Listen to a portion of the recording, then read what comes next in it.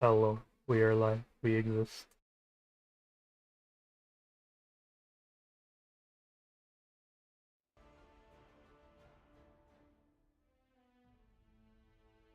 Oh,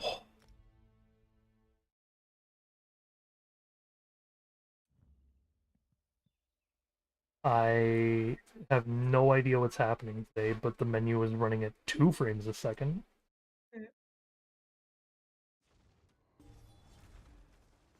And now the game is running fine?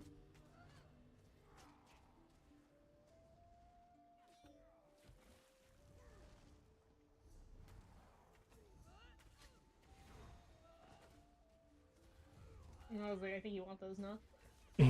It's I forgot to hit the take all system button. There's a duel going on over here. Hello, chat. I'm like on my end. I'm gonna turn off so I can switch video in from Frida. There we go. Oh, I'm gonna color today. Dragon in the North part of Ribbon. Oh, right, because it gets your approval up. I was like, why are you so excited over Drag? Does it give you much? Yeah, he gives me so much approval for it. Oh, oh, what just happened? They were fighting the dragon. And I was excited to see them fighting said dragon. Because it meant that I didn't have to... it meant I didn't have to, like, do the fight all my own at the moment, right? You made this up, you. I got here, dragons have full health, not a single person in sight. Oh, right. If I ran away after a while, because someone was there. Yeah, they're all here now. Okay, frames. Come on, this isn't playing Indiana Jones.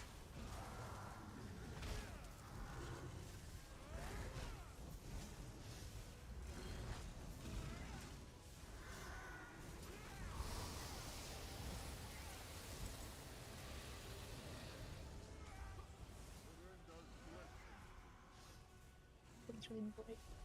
Oh, nice. He gave me approval for healing pests. They're below 25% too.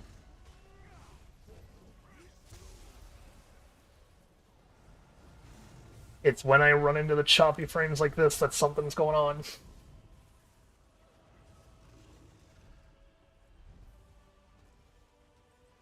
Oh, right, Blizzard. Don't go outside. Don't go outside, Zenith.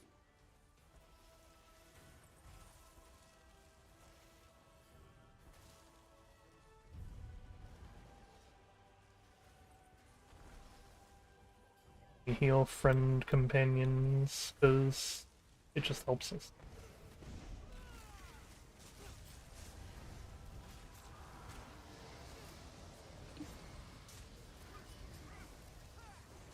I might have to not stream Discord. Is it lagging? Oh, I'm getting, like, framed. Well, you could also turn on your settings when you're also streaming. I'm pretty sure I run ESO on low, because I don't care about the visuals. Well, do you? Are you? I don't know, I will check after I'm not in the dragon fight.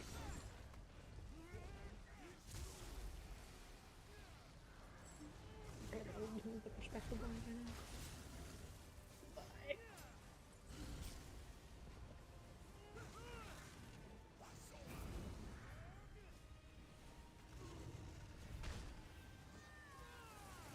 now. Zenith, don't you get pushed out of the arena now. Oh, hello, Lena V. Hi, I'm playing Elder Scrolls Online. Oh, that might kill me. No? Some healer had my back with a harvest.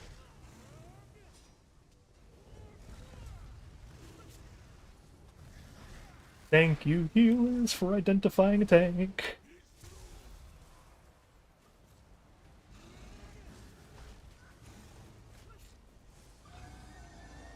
Yeah, triple approval rating up. Ah, just subscribed. Thank you.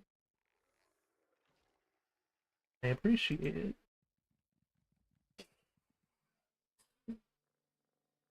so slowly. Oh. That's not the closest, actually.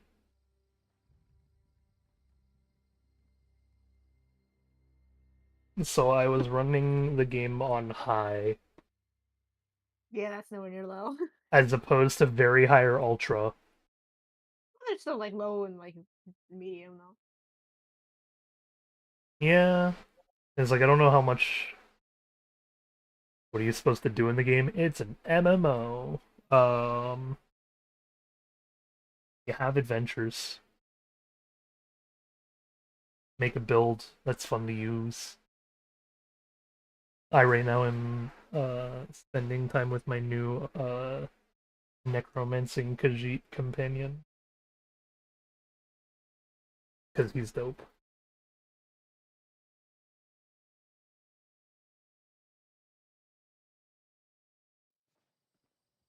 Okay, I won't actually know how much things have changed until I get into combat, but uh, killing a dragon won't do anything much for another hour. It's like the killing a dragon once every hour is, I think it was like 150 on his approval rating. Killing a dragon is a 10.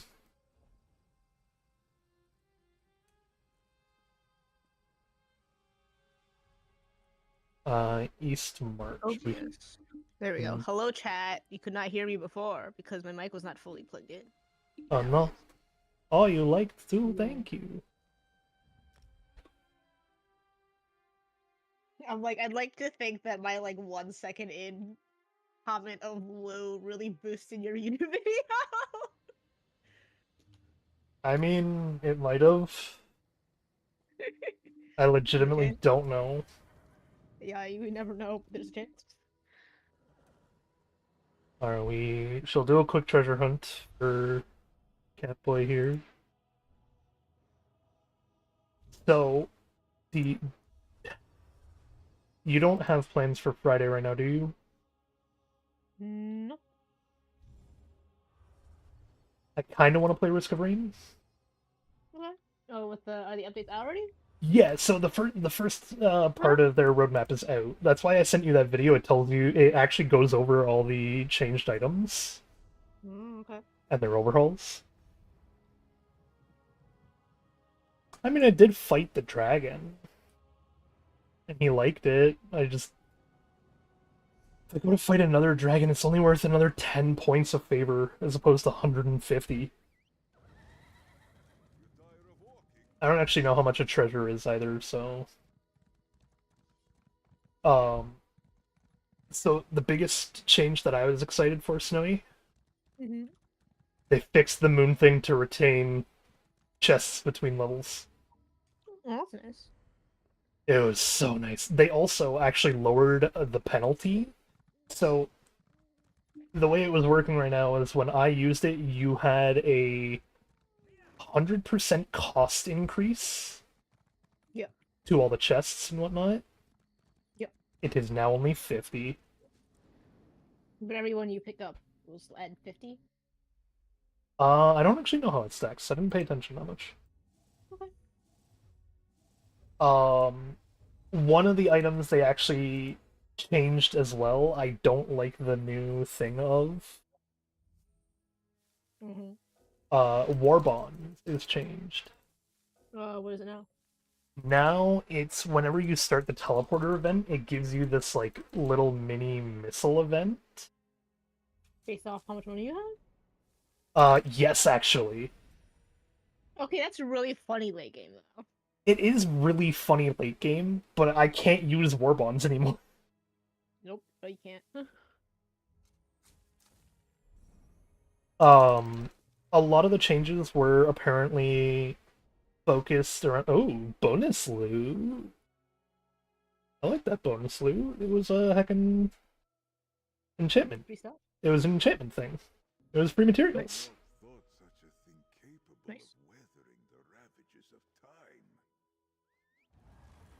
Hell yeah, Zareth. Um,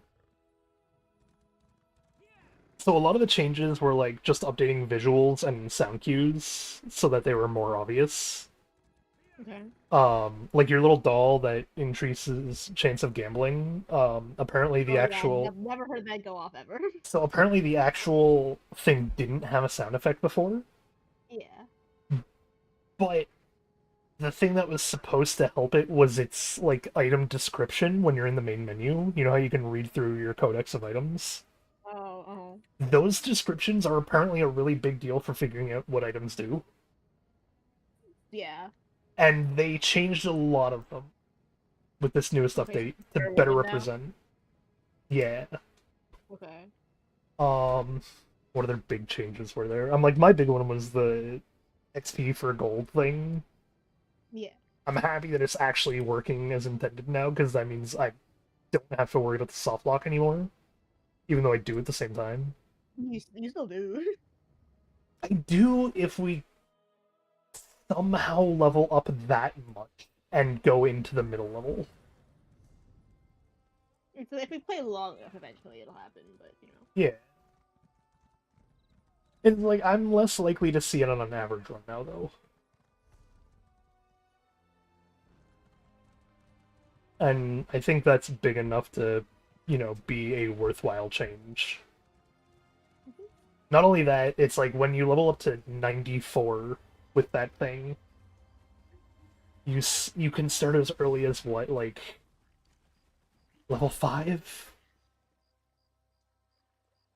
And so there's just that many actual chests that you could lose out on because you're not opening every single chest, every single floor with money or with the money levels.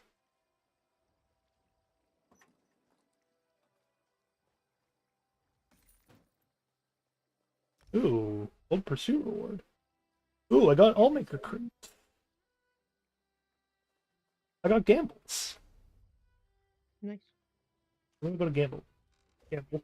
Fortune favor you, my friend. Let us gamble. Your rewards are ready. Okay. I got a chicken.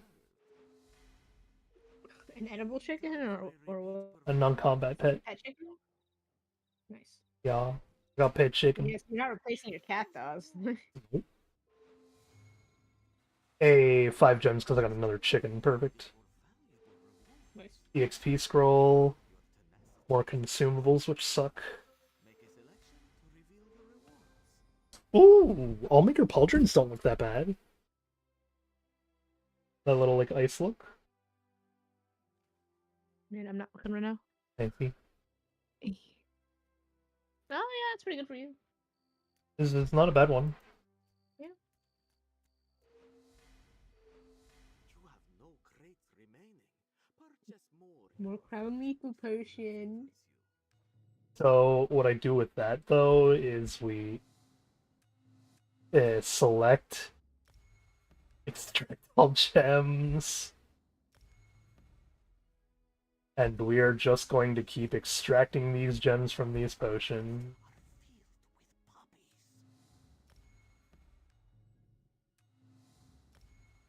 I only got ragu at some point. Goodbye, my friend. The pasta sauce? It is a pasta.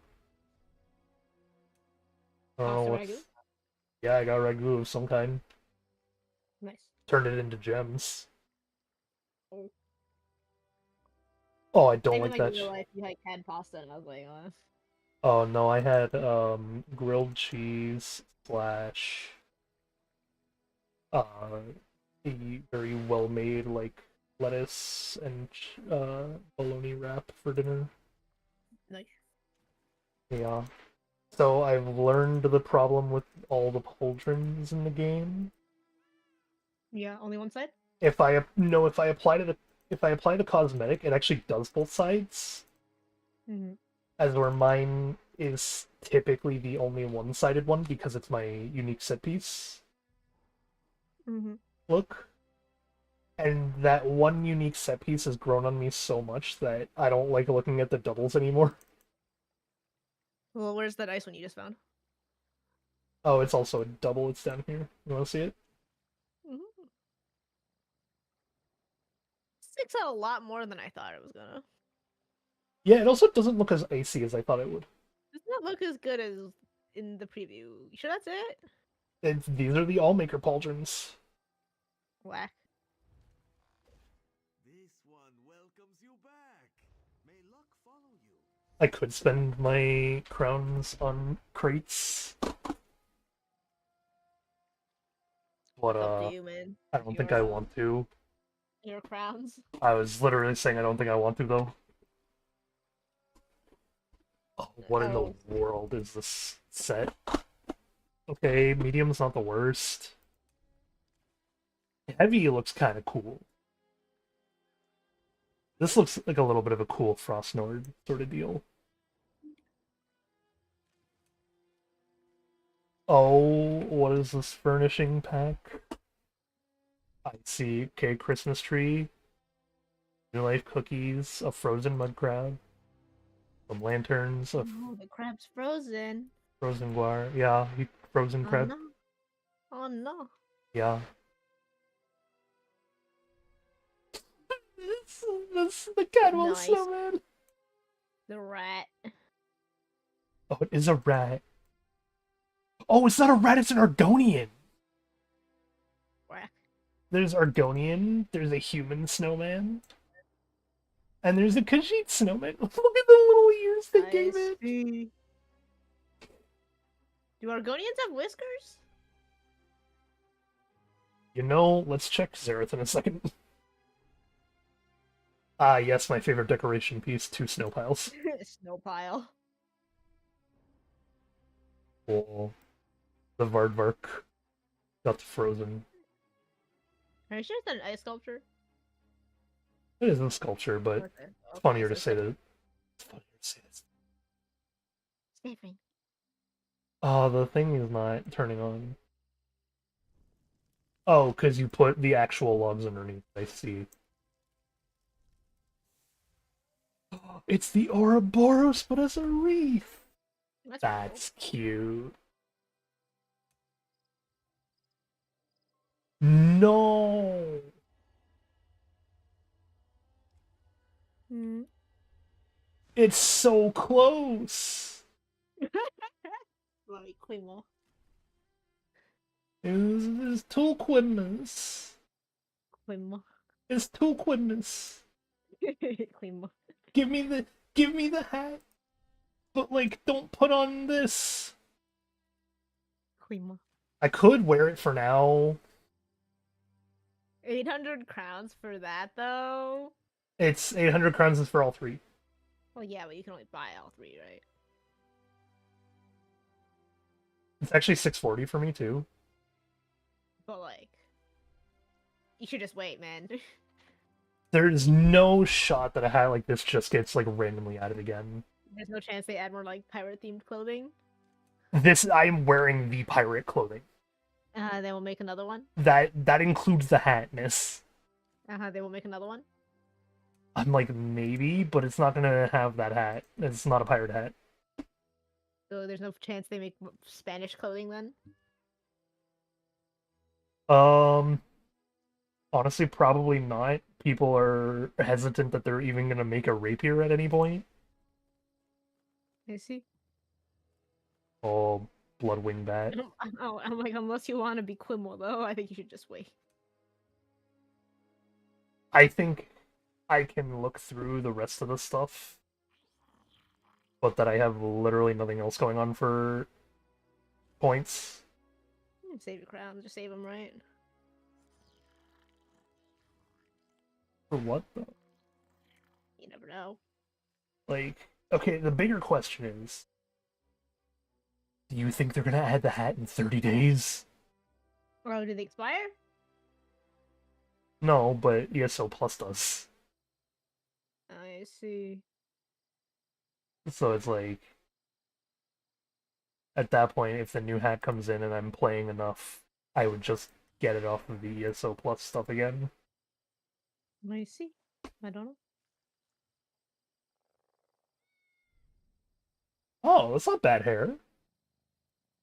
Yeah, and then you can dye blue. I don't think you can dye your hair blue in this one. Rip. That one's 1,000 crowns for those things, though. That's why I'm like, the hat is actually not a bad deal.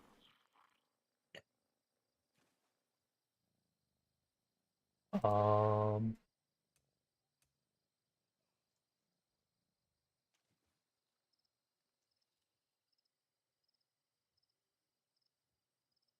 the motifs are gonna look great.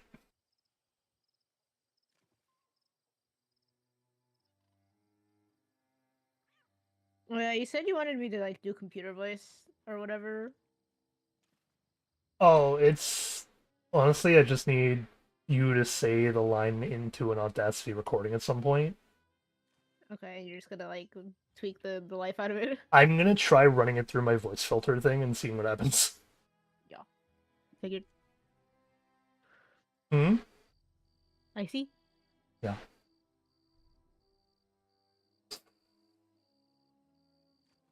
Oh, noble suit. I don't own the Noble suit, but it's because I own other ones. I'm like, it's not bad if it was blue. It actually, Honestly, well, this is the gray of my jacket. yeah. Oh no, it's a little bit more tan color. So the issue with this one is actually the fact that it's a costume, Yeah, you have to wear the whole thing at once. and that means I can't change the pants. Boots are the boots are fine though. It's literally just the weird stripy pants. Yeah, okay.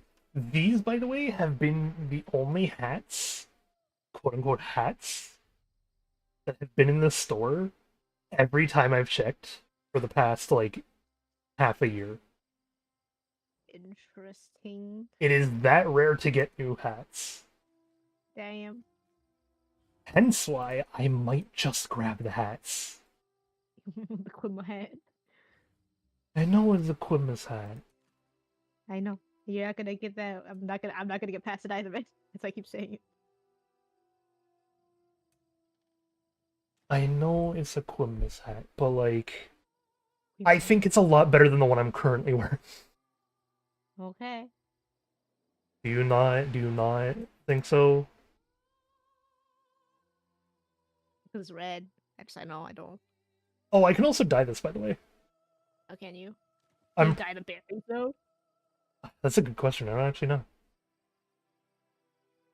I don't know what I can or can't dye on these now that I think about it.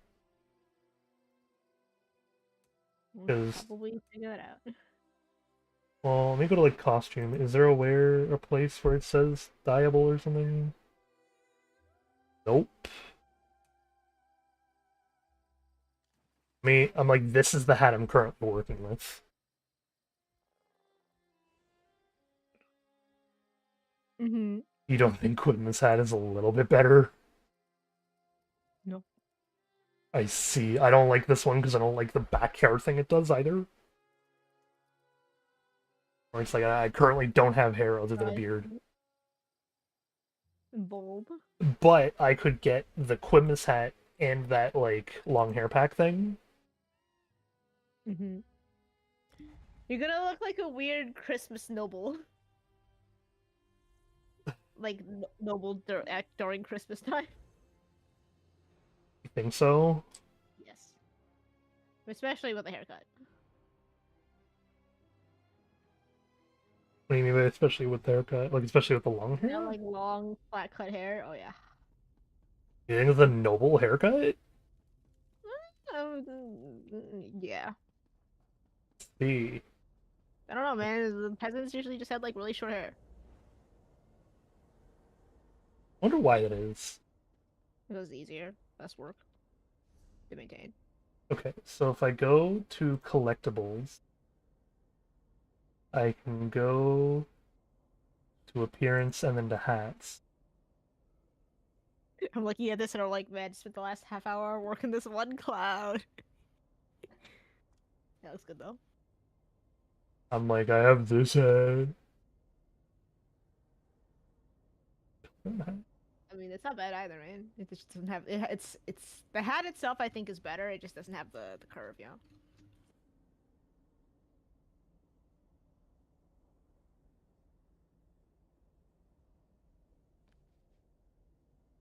Oh.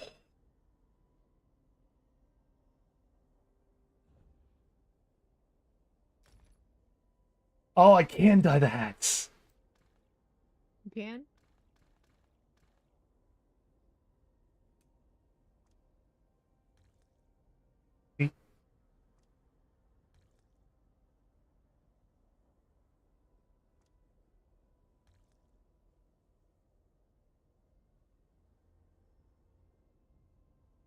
Hat is different. Also, I apparently do have long hair on all this. Yeah, apparently you already do.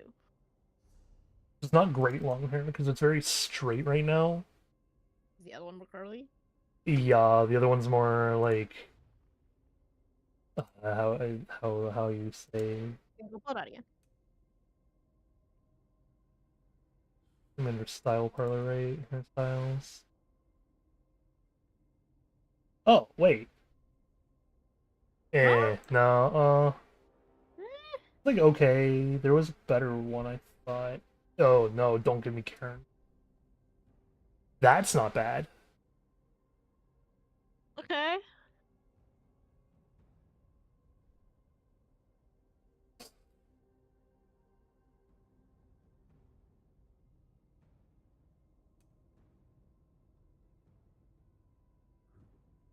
Oh, is it a crown crate item? Is what I was looking at. I see you can't even buy it outright. I need gems to buy it if I want to do the hairstyle one. I just have to find it and then see how many gems it is. But I could have indeed been looking at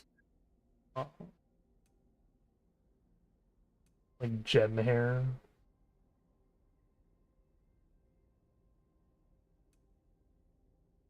Maybe not though. I'm not seeing it anywhere.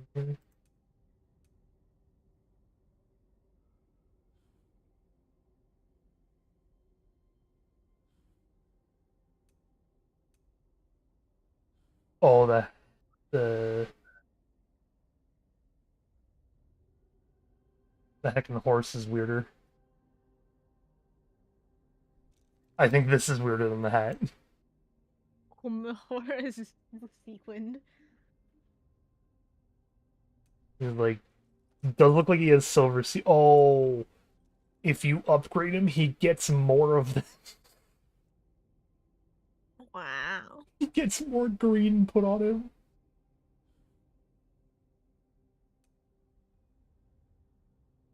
Um,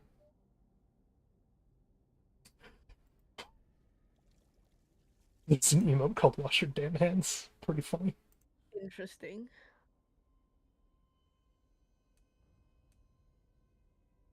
Uh,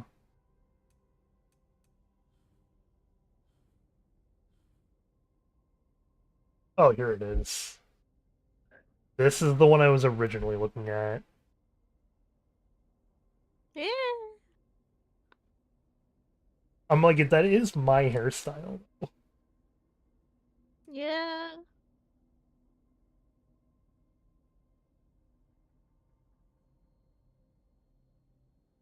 Um,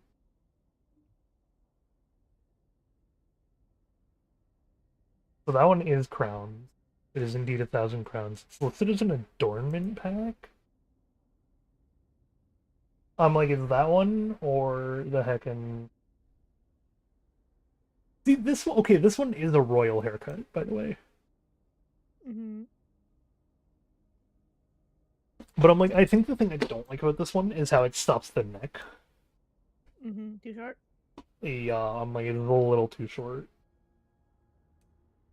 That's why I was questioning what you think of the barbaric windblown hair. I like the other one more. You like the royal one more? Yeah. Maybe.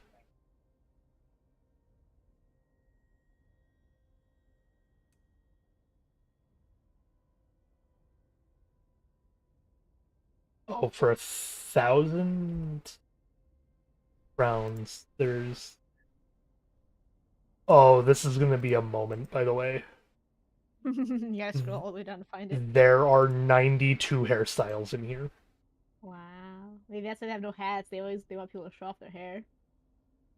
That's not terrible. That's actually a lot better than what I'm currently rocking.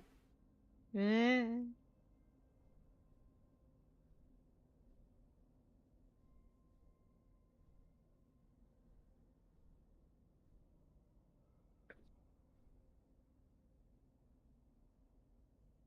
Oh, ponytail.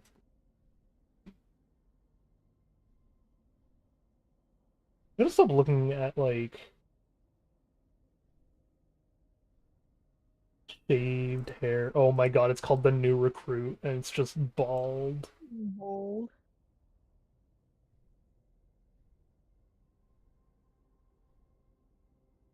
Right? We're gonna see some other racial and apparently gender locked hair. Oh, hey! I'm not wearing that. No, I'm laughing because of the name of the hairstyle. What is it? It's Don't Touch My Pigtails. I see. I'm like, that is not your hairstyle. Oh, there's the warrior braid.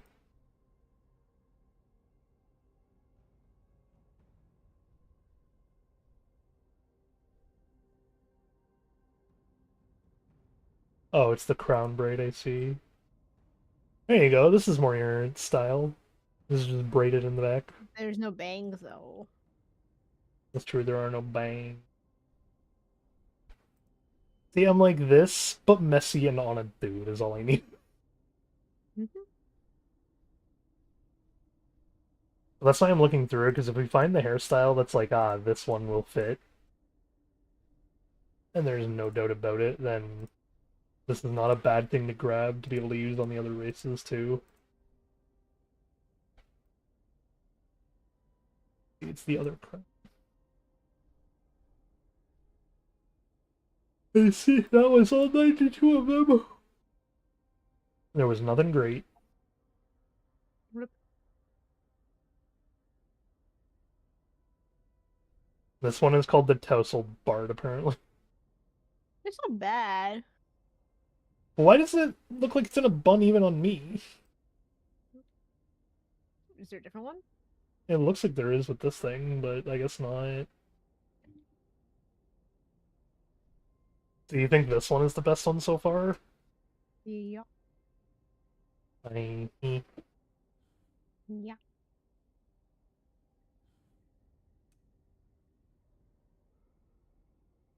I think what's gonna happen is the hat will let me customize the color of the hat, but not the color of the Clipmus, Uh-huh. The berries. and the leaf. But like, it is legitimately the best hat so far because it actually has the flat top and wide brim. Mhm. Also based, I'm like, I don't know if there's ever been another broad brim. I can check in a minute.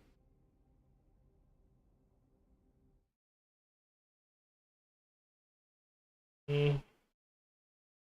Bring Opera down here because I learned my lesson.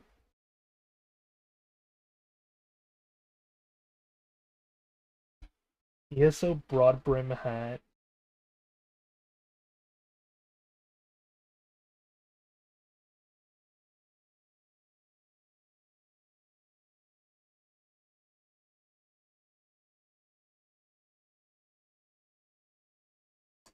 Alright, Snowy. Mhm. This has all but confirmed it. Nothing else? This is the literal only broad brim hat. Wow. How cute. And for that reason, I think I am going to do it.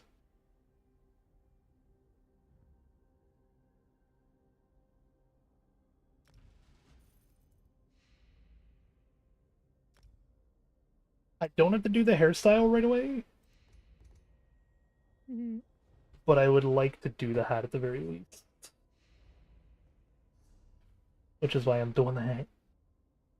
Okay. I can do the least amount of Quimus one. And yeah, I can only change one color of it, as I thought. Um, I can never tell. Is my hat supposed to be gray or black? You're what? My hat, is it supposed to be gray or black? Like a dark gray. Like that? Darker man.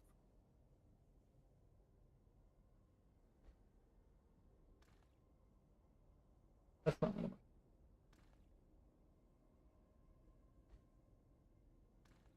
That's brighter.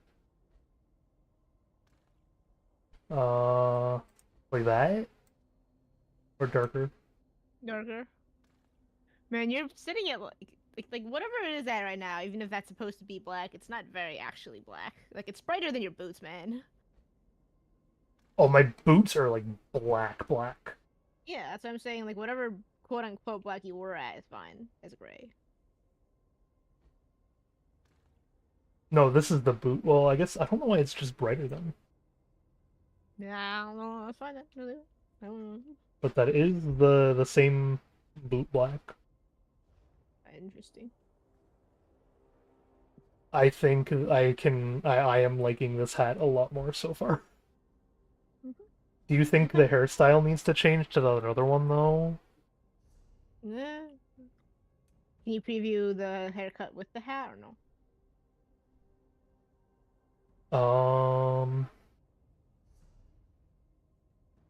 That's a great question.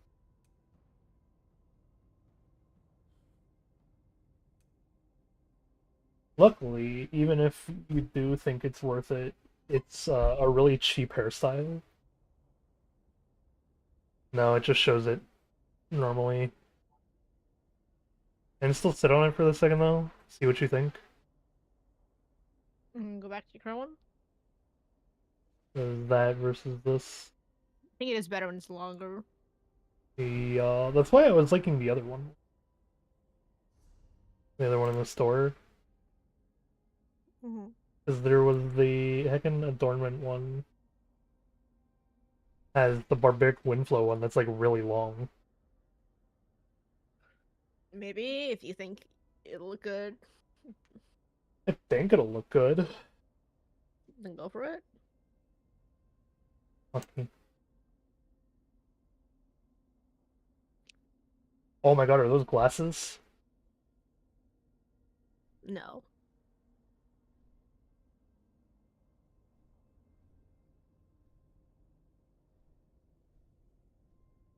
What? You can get a braided beard. Oh my god, okay. Oh, it's just the like rings on his nose.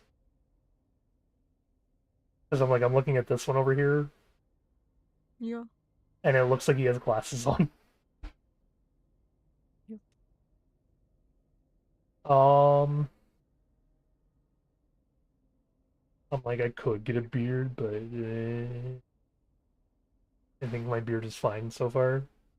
No, I think your beard's fine. It's just like the hey look. Let me double check something before I buy this hair. Okay. Oh god, I went full Eisenberg on that. So the thing I needed to check about the hair was whether or not applying the hair actually did put off my hat or not. Oh, I see. If it was a hat only, like a hair only sort of. Yeah, that is not the case. My hat will work with any hair. That's good. So as long as it is set to the right, like, slot for hair slots, then I'm fine.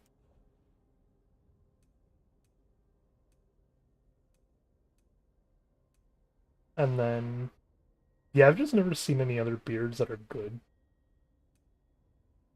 It's not like your beard is that fancy or anything. No, but it is, like, long and scraggly, as opposed to, like, it is supposed to be more of, like, a Gandalf beard. I guess not in the flame sense.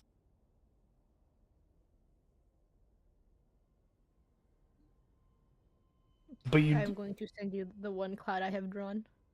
I guess I'll just send you the whole thing, but only one cloud has been rendered.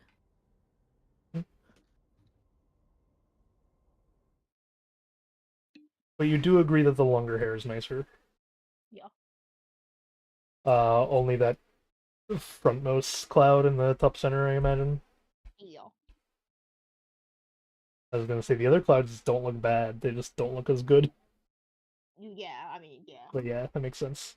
Well, that's why I had to question which one, man. I like the picture. I keep getting distracted by questioning what is on the Mola's fucking nose, man. It's the sunscreen, man.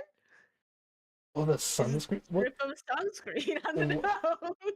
my god. What's in its hands? Coconut. Oh, a coconut drink, I see. Y'all. And then it's wearing like the Luffy sunbrim hat. Yeah. Oh, you asked me. I think at some point I asked you how funny should I make it. You said very, and I was like, all right, full, stereotypical tourist. Let's go.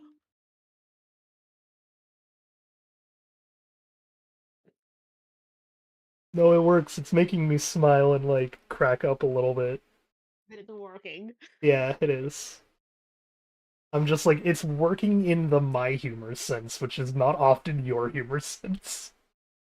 Or the dumb. Yeah, you know, like the play into the stupid. The mola exists to be stupid.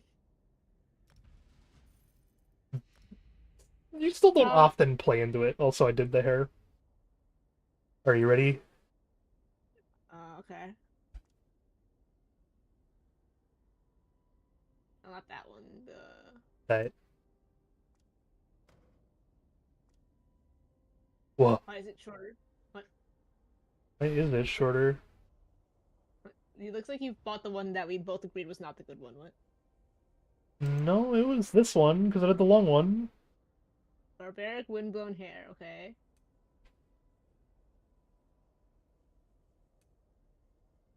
One thing, I gotta go to collections, and then barbaric windblown hair. Is it because you were looking at the female version and you're not allowed to have that? I don't know.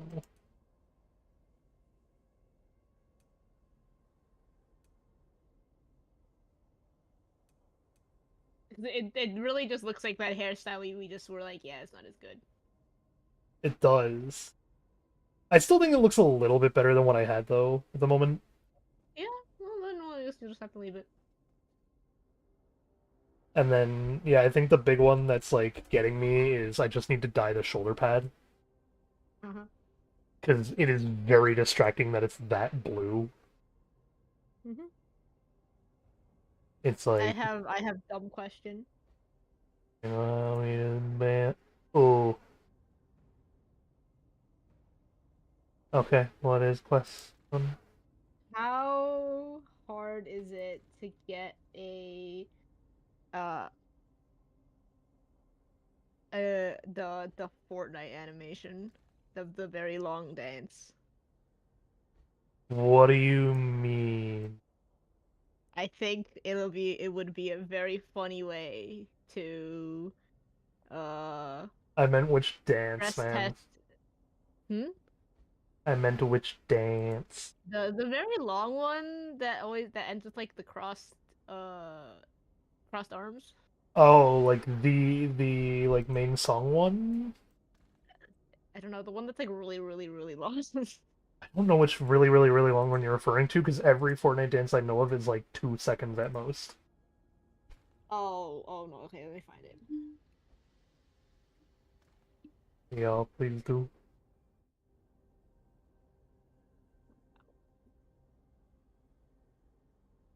I think I ruined the shoulder plate colors.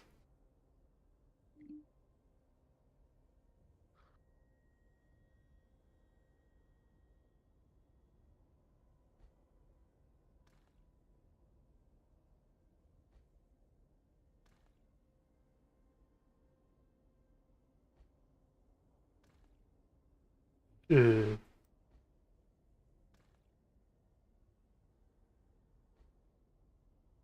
This one. That is not that long. It's just repeated. Uh, see. It's also it's kind of long. It's like 3 seconds. I mean, it's longer than the other ones that are a single move, though. The reason why I think this one is long is because it's like 4 to 5 moves. Yeah, it's just like it is more moves, but it's just repeated moves. No. But yeah, that one. What about It's it? like the most common one, I think. So what about it? I think it would be funny if when I get my Mola with human body made, I could just stick this animation on and be like, look guys, I did a thing. Okay, so I have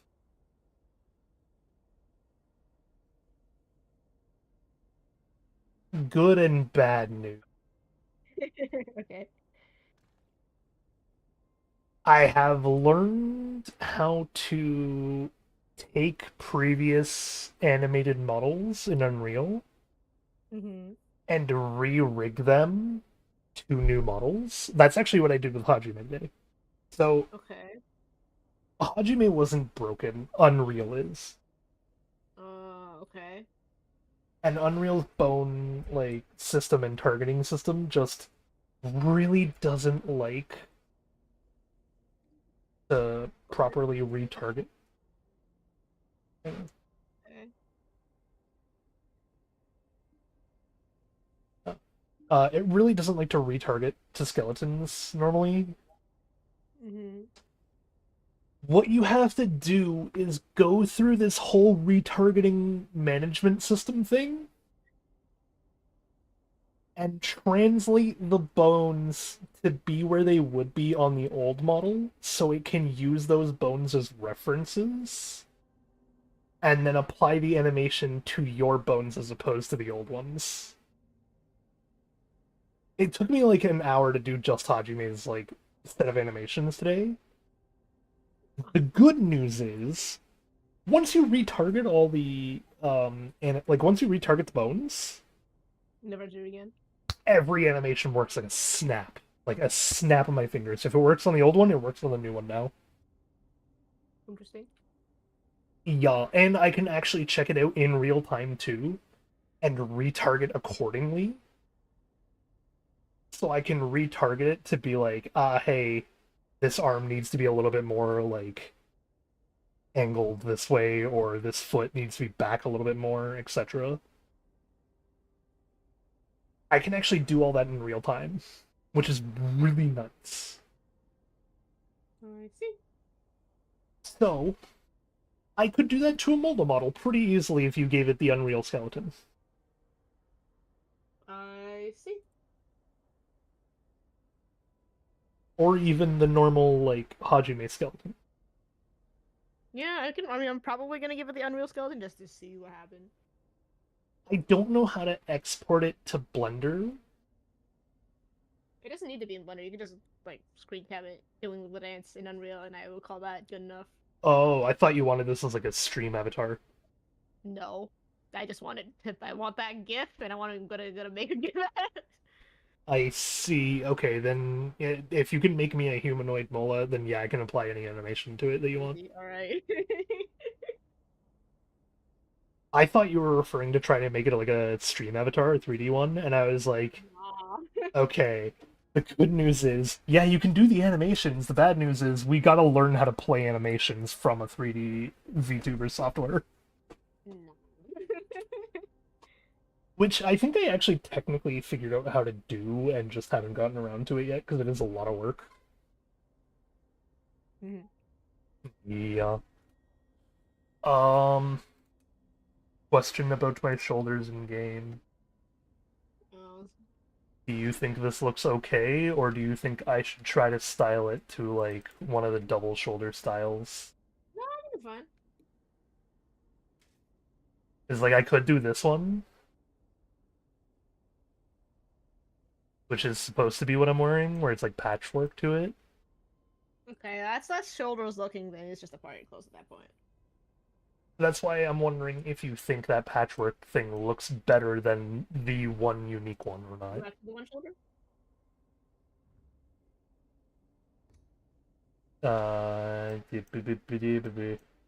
So like front facing first. Oh, okay, and then go to the two.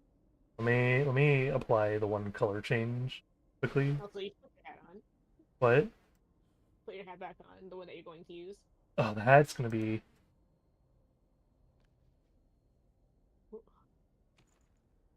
The hat won't show up in here. I see. It's like an in here. Wait, my hair does get longer, look! So the hat gives you a haircut. Interesting. Huh. Do you think the hat has a hairstyle that it comes with and it just wasn't No. showing? No, because I had the straight hair before. I see, then yeah, I don't know. Yeah. Okay. So, shoulder-wise, it is either this, Okay. or the patchwork of this was the two. It's a question of how obvious. Like, do you want your shoulders to be your like signature item, quote unquote? No, that's my hat. Then do the two shoulders. Do the patchwork. Yeah. Should I find a better patchwork, like something like No, I think that was these, good. or like? Oh, that was not bad actually. Yeah, I can probably find some really good patchwork shoulders under the light.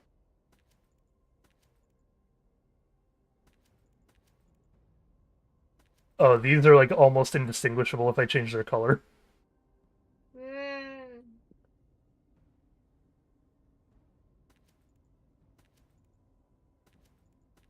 Yeah, I just don't like how bulky a lot of. Oh, these are not bad. Okay, those are bad. Okay, so there's those options.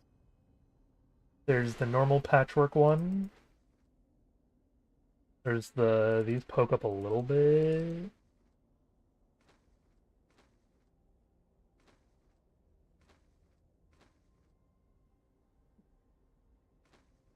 There's these that I could change the color of.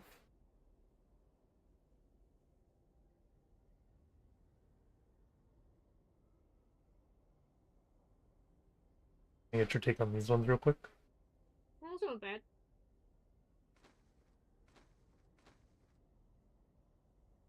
And then there's also these ones, which are the light armor versions of what I'm wearing.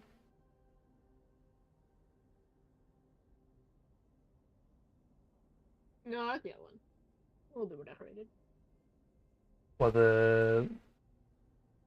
Okay, wait, this one or this one then? Can you go to the other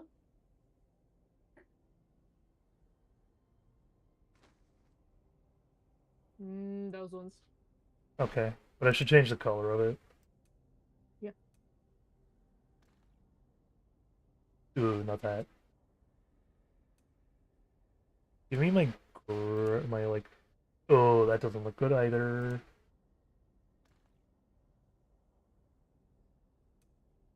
Maybe not these ones.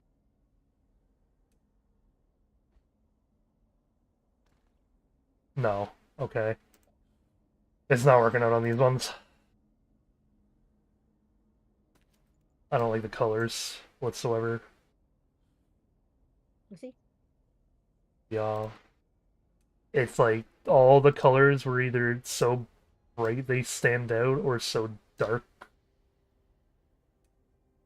that like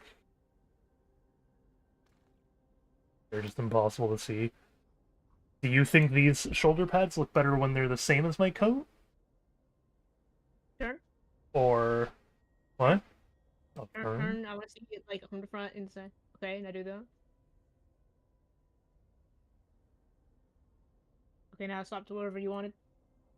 The other option is like the black. Black.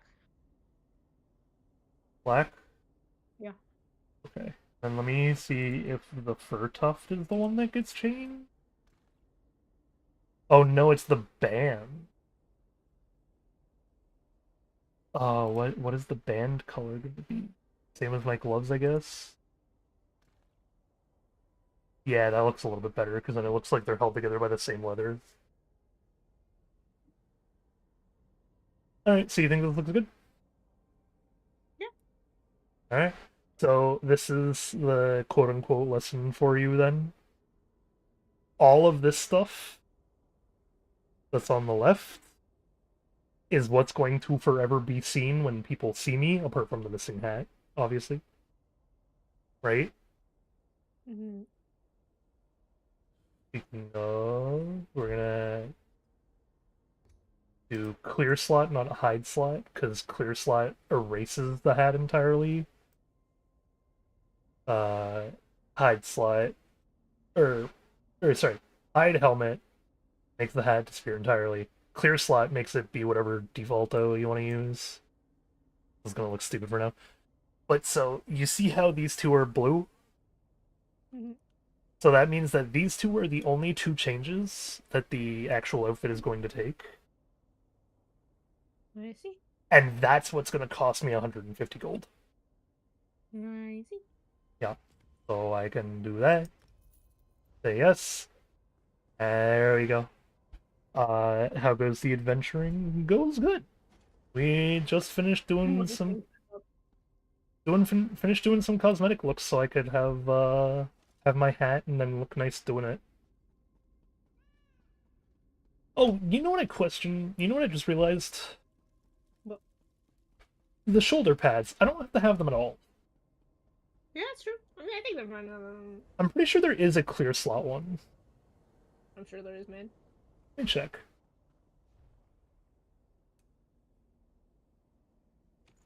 Yeah, there's a hide shoulders one. I think this looks better.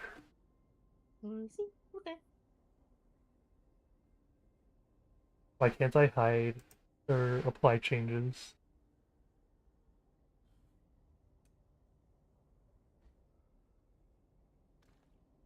Sure.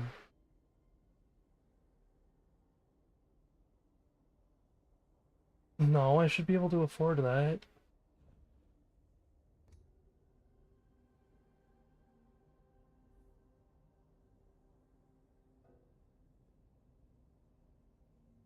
You can't apply a locked collectible. Hide shoulders is a collectible? Oh, interesting. How do I earn hide shoulders?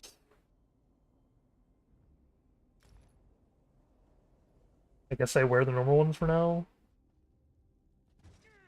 And then the only thing my outfit is actually missing now is a rapier. You gotta earn the right to put your shoulders away. Apparently.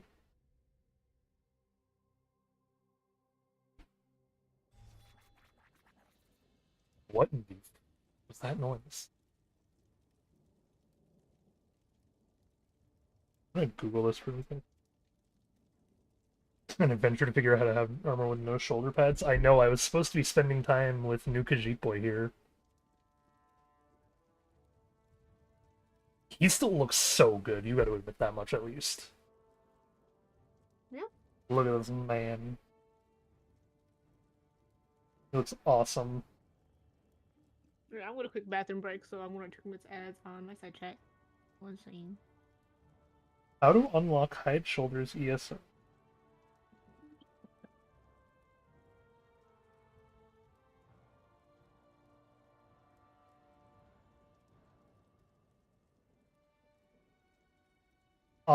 I used to be a vampire. I don't have a bite on this character at the moment because I went tank. I have 48,000 health. This is pretty fun.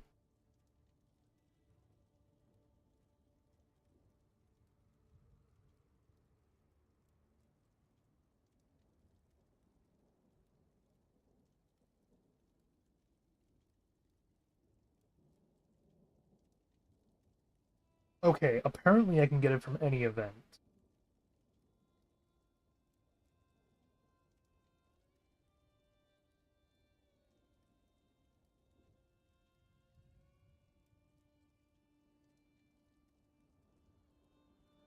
Oh, guess because of glowing red eyes? Yeah, I think my eyes are a collectible. Um,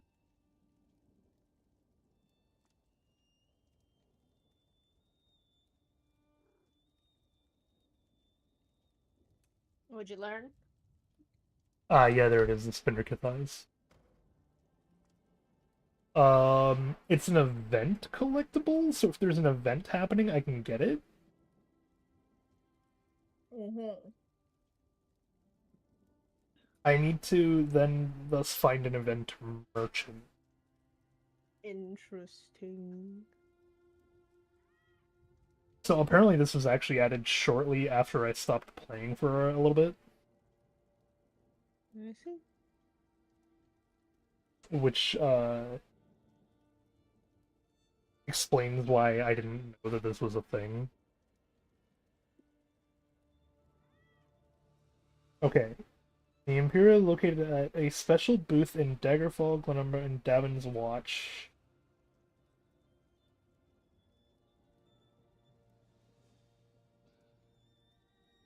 Oh, he's the calendar dude? DBB. Yeah, I can't change the eyes to be blue, so I might take those off for now.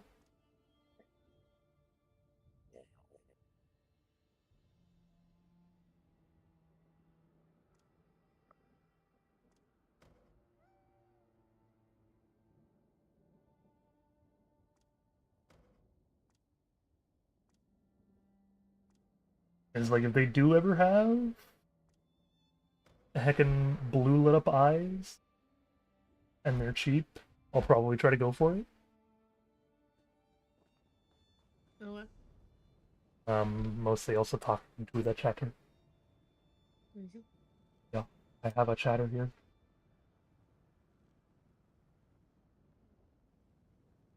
So the real question is whether or not an event is actively happening yet or not.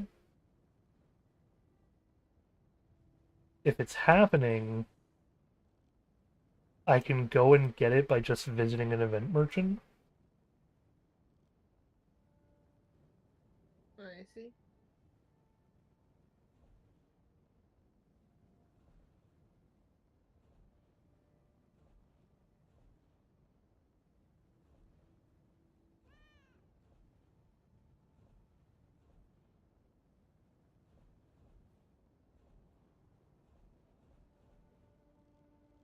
Uh,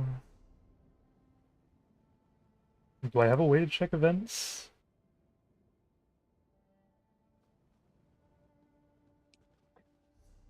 Pretty sure they'd be somewhere up here.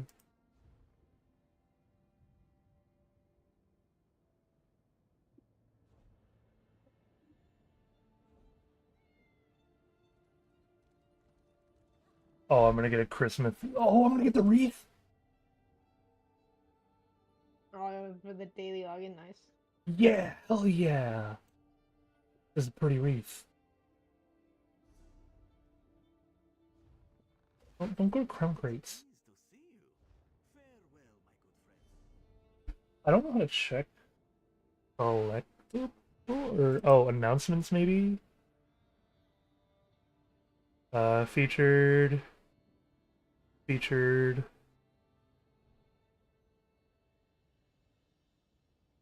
So it says something about the New Life Festival. I don't know if that's actually started yet, Mm-hmm. which is I think. Oh, the Arcanist class is on sale. You could be a science nerd or a book nerd. The green though. They're green.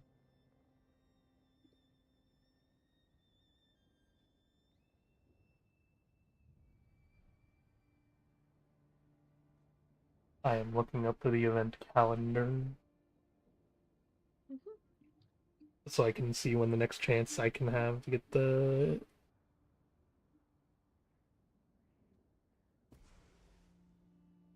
get the hide shoulders thing is. It's like apparently it was actually a big controversy that It was an event item. yeah, because of the fact that you had to like actually earn it. People are like, "Why the fuck do you have to earn it?" And then everyone else is just like the other side of the argument is you literally just have to talk to the event merchant and you get enough tickets to buy it. Wow. You couldn't figure out any other way to patch into the game maker vending.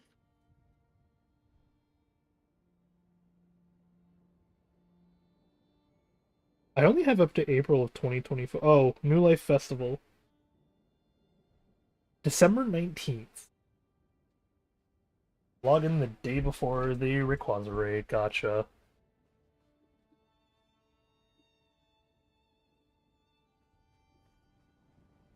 So you decided to be a werewolf. Here, Fire Matthew. How is the werewolf life?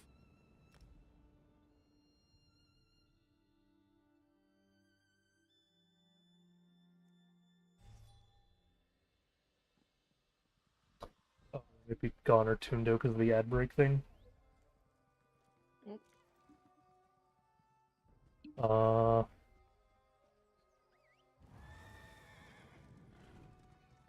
Question. Okay. Do I need to wait for you for the daily veteran dungeon, or are you skipping playing today? Do you want me to stop on right now? No, it's up to you. I would like to do the daily dungeon. Okay. And I will wait for you to do said daily dungeon.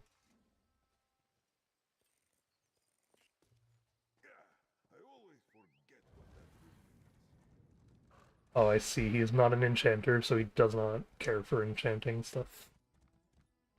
Not against it, but he's not gonna be like...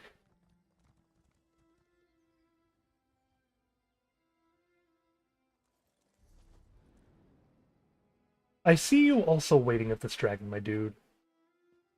Oh, do they also have the hat on? Yo! No, don't hit it. Let it leave.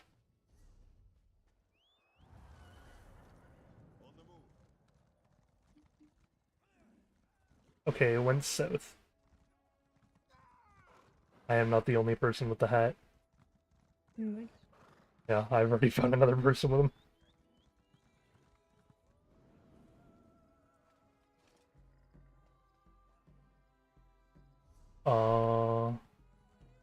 Speaking of food...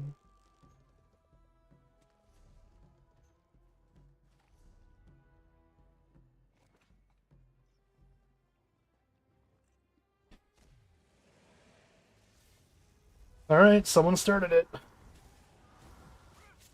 Oh, I see, he did start it. He literally stabbed the dude with a spear.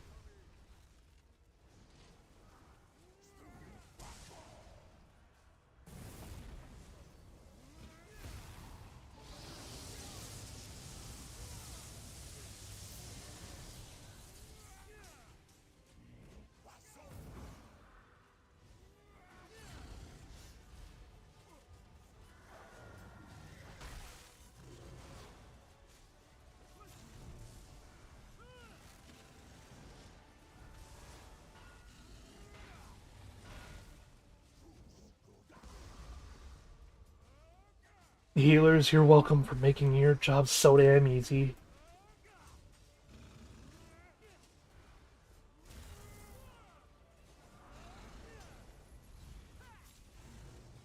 I think in combat, by the way, I look dope. Yeah, I'm sorry, I'm excited. My favorite MMO actually gave me a close enough version of my hat. Let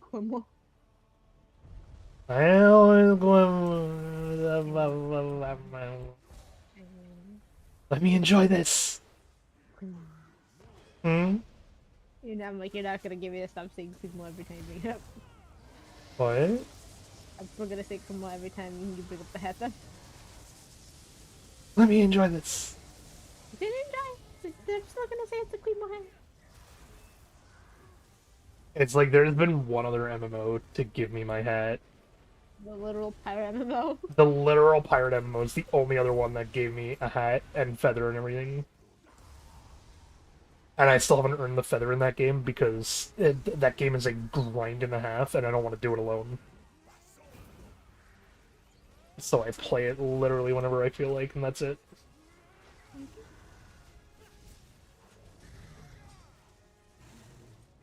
But now my favorite game, giving me like actual hat.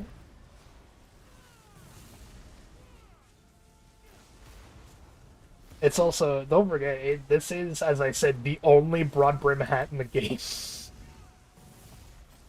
Meaning, other than wearing the ugly bicorn, this is the only pirate hat I'm getting.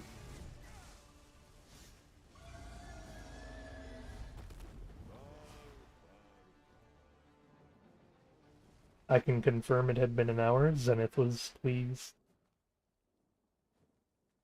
Nice.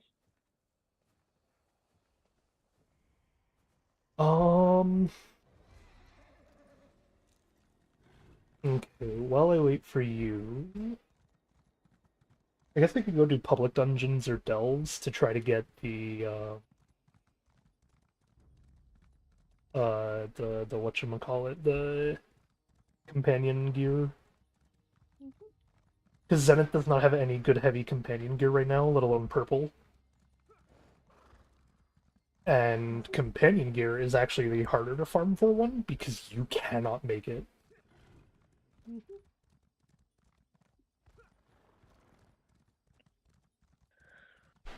Also, I don't know if you have me muted or not, but I'm calling you out on this one because I really want to say hi to you, Abdul.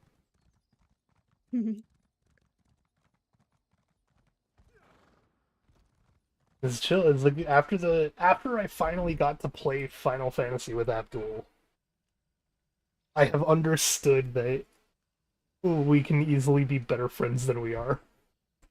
Bro, Abdul just like needs to actually show up. He just doesn't for some reason. That's why I'm like he's technically here right now. And that's the only reason I'm calling him out, is because I'm just like not normally here. Okay, there's a delve over there. There's also the heckin' Infinity Dungeon I could do.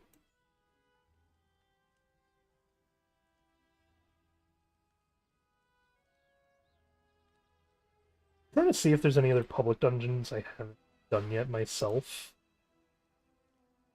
And it's like the really hard thing about that is that I'm playing my main, who has 36 days of playtime. Finding a unfinished public dungeon is going to be an effort. I can see that there are some that I can like go and find and then do, but I don't want to find one. I wanted to do one. Oh, there's the public dungeon from Catboy. I never actually did that Dungeon Lord's quest.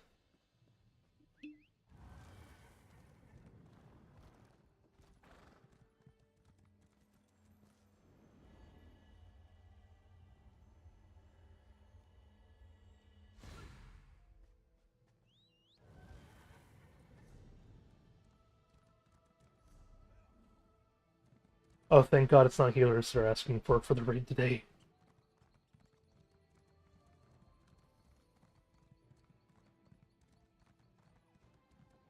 Or it's not tanks, sorry, it is healers.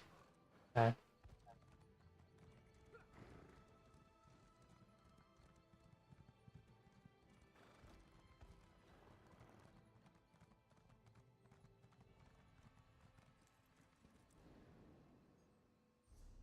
So, I'm wondering if the hairstyle has something going on with it. But yeah, I'm like, if I put away the hat, I guess I wear the helmet at the moment. If I put on the Hydra helmet, it does go to that long hair. So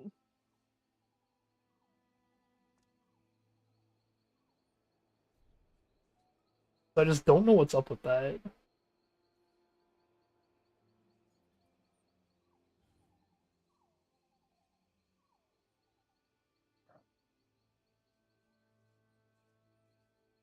Oh, Netch, not Lich, I see. Hello, Spectre. Cute little kitty meow.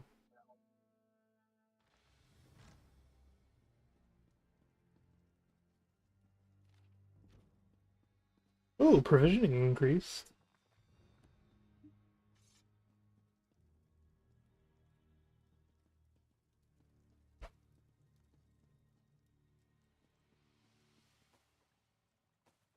Food items. Oh my god. You have taught me to be a loot goblin while I have ESO plus. Uh-huh. Yeah. Getting so many foods and materials. I still can't make the witch drink yet. Wait, it's level 1? Oh, requires recipe quality 3.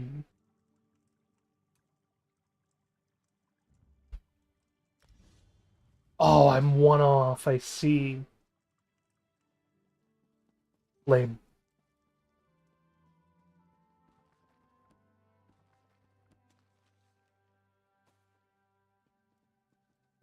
Okay, I go do quests to keep Catboy going.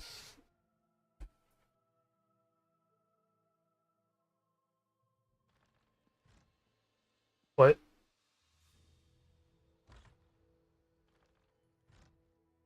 Uh, uh, I went through the door and it did not take me to the dungeon. Huh. Oh, because that's pointing me to my active quest, which is not actually the dungeon quest. I know, I see.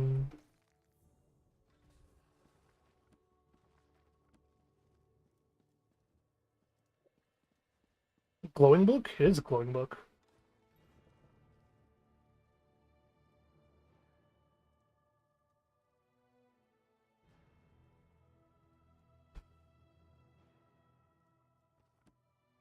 Uh, I don't want to know whose book that was.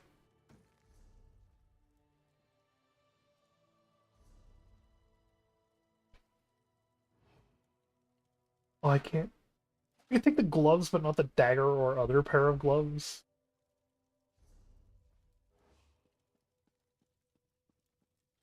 Lame.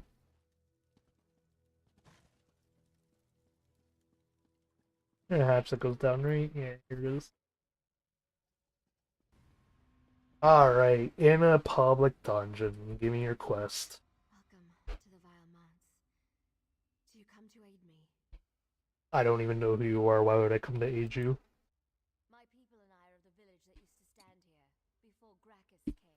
What's He dumb? burned our homes and built a manor over the remains. I am the last villager, the last spinner, kept alive for stories of ones who worshipped ancient dark gods.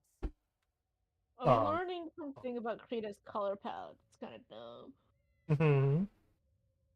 Mm-hmm. Apparently the palette is in RGB, even if I am coloring in CYMK. And so no matter what I do, if I put something over there and then put it like and then I color pick off of it and then I put it back onto the canvas, the color will not be the same. Whack. Yo. I want to report that. Well, I don't.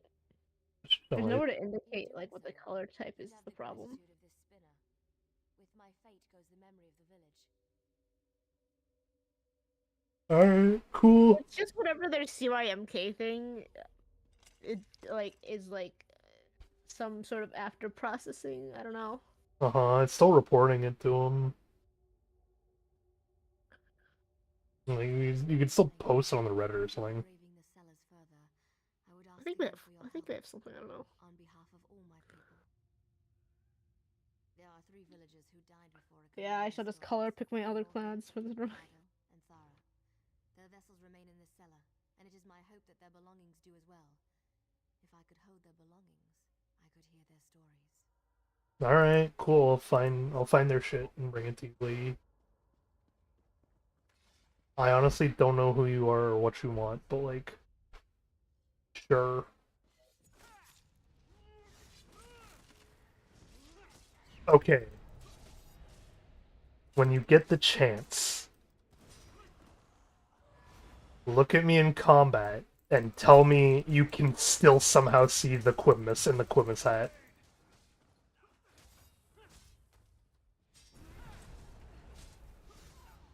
I cannot see the queen. See?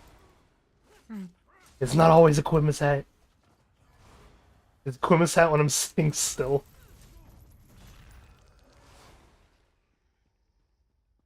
And then when I'm sitting still, I can just say it's a mistletoe. And then when you come and see me, I can be like, you know what happens when we stand under a mistletoe? Aren't you just constantly under a mistletoe then? Yeah. Is anyone you walk next to? Oh, I have to. They have to walk underneath the hat. Oh. Yeah. I don't think other people are willing to get that close to me on a whim. Something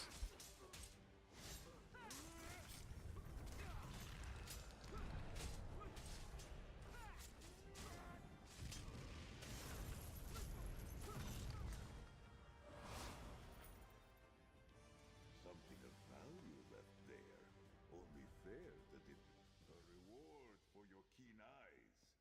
Woo! Thank you, Zenith, for, you know, applauding me for picking up a bag. Okay, looks like the other way is the way to go first. But there's a person over here. What? Means the loot's not as good. Here, you keep going through random person. I'm gonna go down this little back alleyway to see if there's anything. Oh, I need to kill them. This is a race against other people's, like, it's curiosity timer. Oh, you found a chest or something? Yeah, I found a public chest. Wow.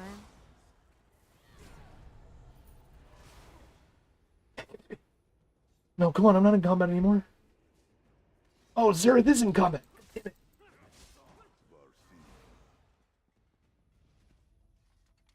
Yeah.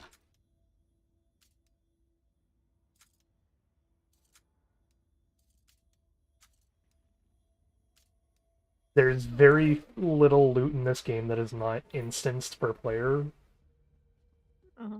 and chests are one of them, where chests are not instanced per player. Mm-hmm. They are just instanced to the server situation as a whole. Therefore, it is really exciting to steal the chest away from someone. I see. Yeah. It's fine if you're in a group and you're like, groupmate gets the chest. It doesn't feel as bad as, like, watching a stranger yeet a chest out of underneath you because you were fighting.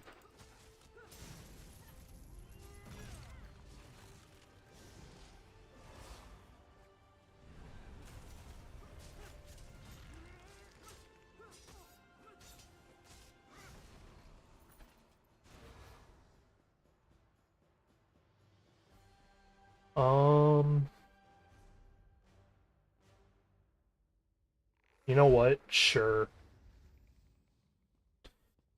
I'll be playing for another hour.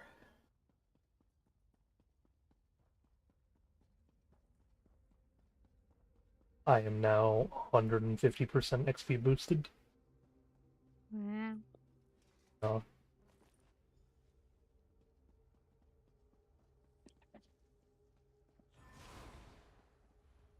Oh my god, another chest he didn't notice! He came this way! This is the master chest, too!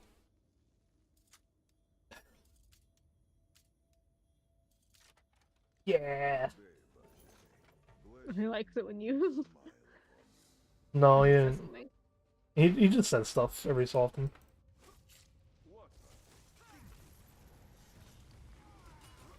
If he likes something, then in the bottom right, when I grab stuff and, like, get money and stuff like that, there's a little green one that pops up.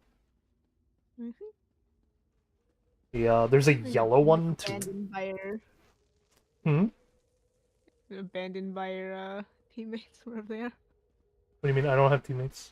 Oh, you have teammates? Oh, okay, this is just like if someone random is in the dungeon with you. Yeah, it's a public dungeon, so it's anyone can join. I see. It is not the same as normal, like, daily dungeon stuff. I could technically do other daily... Hey, companion, level up! Wish. Yes! He can get big armor.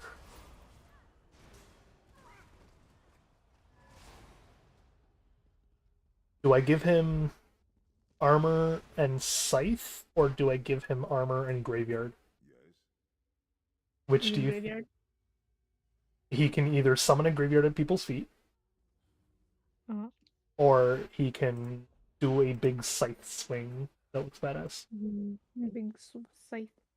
Okay, scythe, and then I replace this one with graveyard, and I keep the healing on. Oh, the other person's here. They're caught up.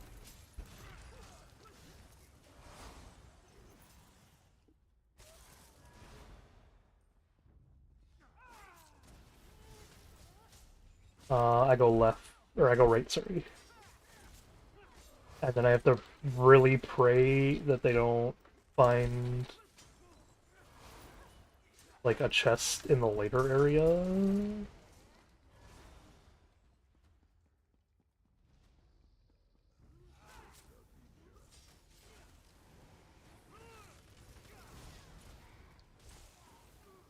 What are you doing, dude? You don't pull in a public dungeon. No reason to. Oh, I see. Okay, that makes more sense. I was like, what is he doing? He's like trying to pull them further, but... Oh, he's doing the Zareth quest line. But he has Zareth as a bit. What? Why did he go back in? Probably got lost or something. Huh. Oh, okay, this is a boss fight. Gotcha.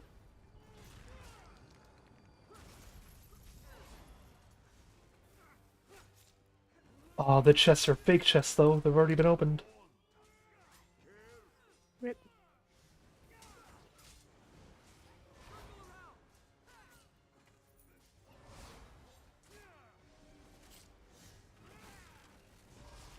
Yeah, me and him can pull that bone armor now.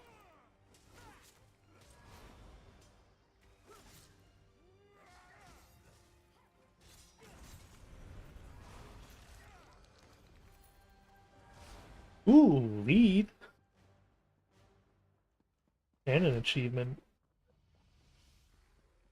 The Dark Seducer cameo is now available to scrap.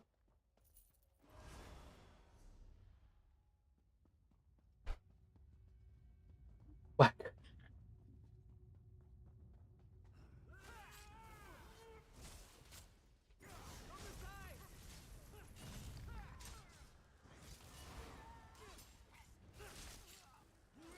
I think I like the scythe being on him because the scythe is like a really, really good heal still.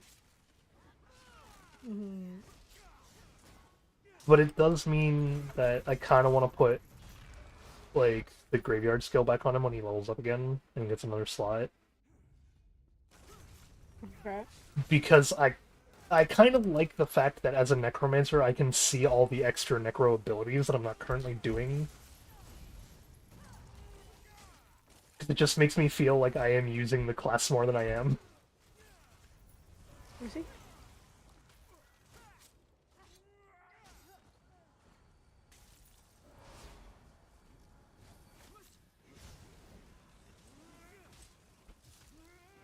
Yeah.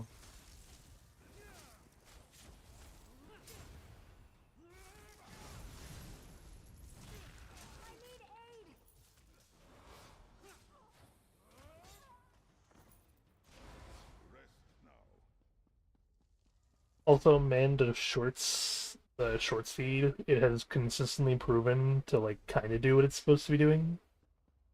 Attracting people. It is attracting a ton of new viewers every now and then. Wow. Like my views go up like twice. Like I have doubled my views from using this shorts feed bit. Wow.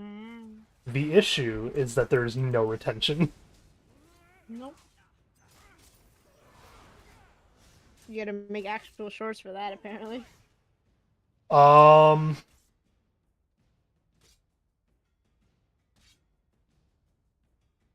Uh. Universe. Goodbye. Am I dead? Oh, you gotta hit the, no, no. No, you're just chilling. Oh. Hey. That's lame. Oh, did it kick you out? It put me all the way outside the dungeon. No, it didn't kill you.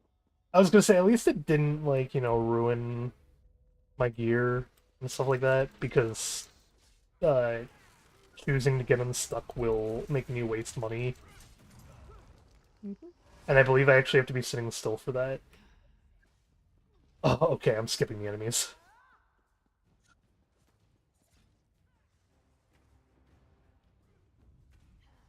Down assholes.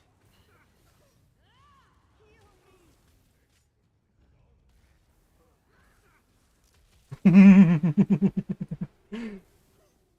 is complimenting me on my ability to tank a hit, and it's really funny. I guess you're just running through.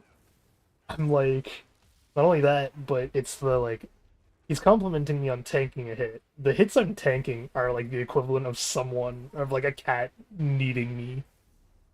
I guess it's, yeah, just basic enemy attack. It's, like, basic enemy attack, and I have 55,000 health. Uh-huh. That Batman. Yeah, it's like, I'm not dying anytime soon. But he loves to compliment me on being a good tank.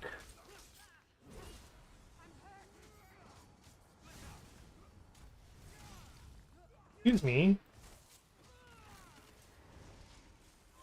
Healers die first. And that's why in ESO, like, I swear healers must have the shortest lifespan of any people.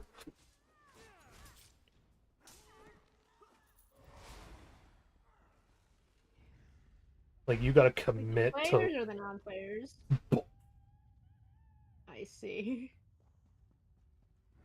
I am saying, if this was a real universe, and you could actually learn mending skills, you join a group with mending skills in mind, being like, I'm gonna heal my friends, you're probably gonna be the first to die.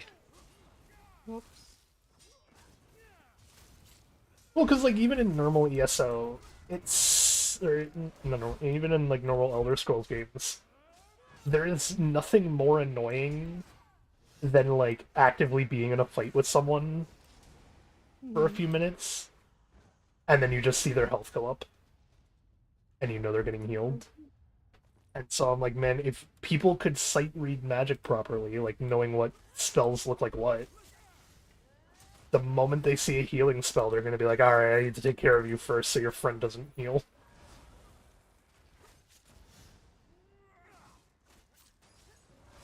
And that's why I'm like, I'm fairly certain that in the ESO universe, these guys have to have, like, just the shortest lifespan of any. I guess of any adventurer, I should say. I'm sure you could probably deal with being, like,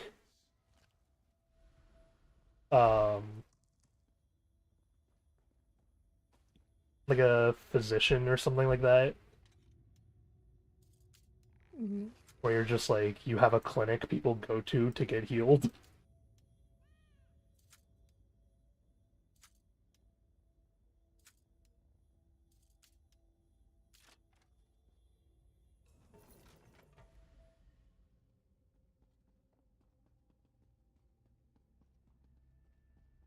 Oh, it is down more.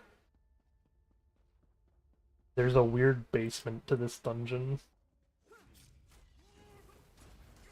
And I now see how to get to said weird basement, but, like, there's a side path. No! Healers die first! Stop it! If you don't heal your friends, I can't know you're a healer.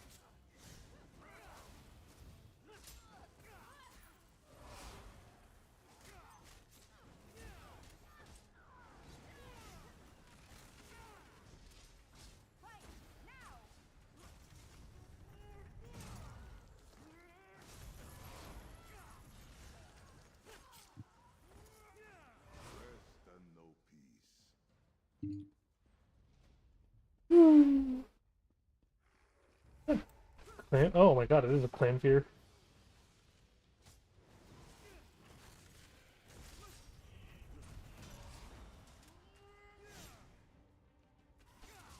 Marrow thief.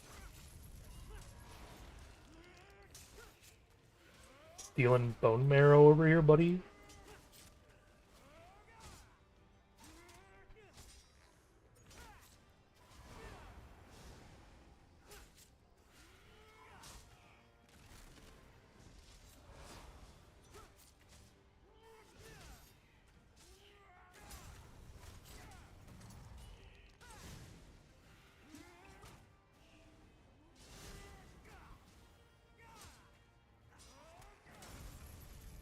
I am still of the opinion we need to give cooler fantasy names to bugs.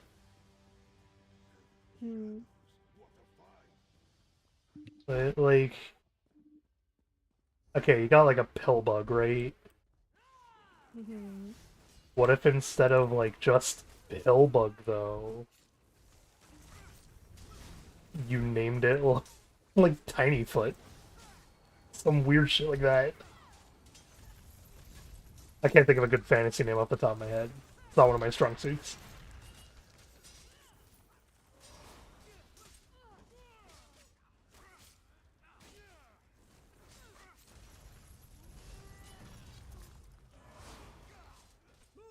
But like, no, instead we decided with Pillbug.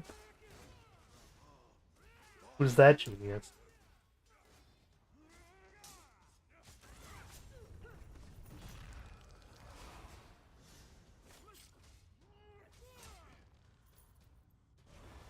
Evil never sleeps of its own accord. You work in science, right? What's up? Okay. So the science you do is right now is mostly helping other people with doing their science, right?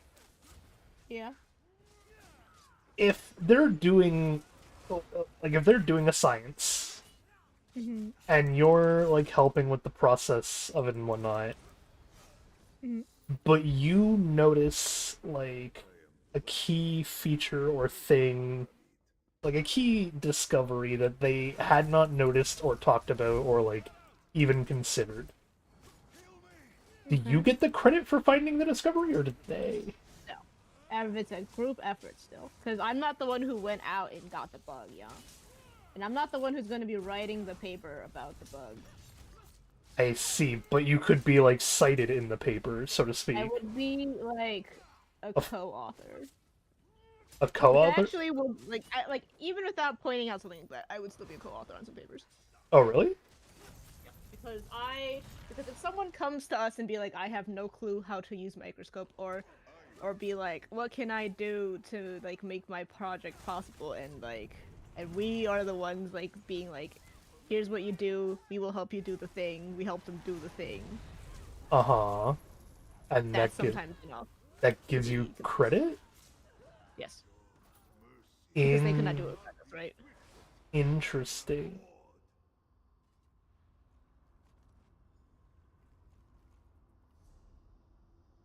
I am The reason why some scientific papers have like 10 names on them. I see. Okay, so if you pointed out the discovery though, then is that like guaranteed credit or something? Or like That's a whole can of worms of if they're nice enough. Yeah. If they're not nice, they will not I take the name of anything, and we will be like, see. everyone will judge them. Okay, so this is the political aspect of the science. Is like who is authored on paper. Okay. Like, currently, I have my name on one paper that I worked on in my undergrad. So here's another really weird question then. This is another like never gonna happen, but interesting to know the scenario, like protocol sort of thing. Let's say I have like a guest badge to your work, Uh-huh. and I am with you for the day. and then I point out the science.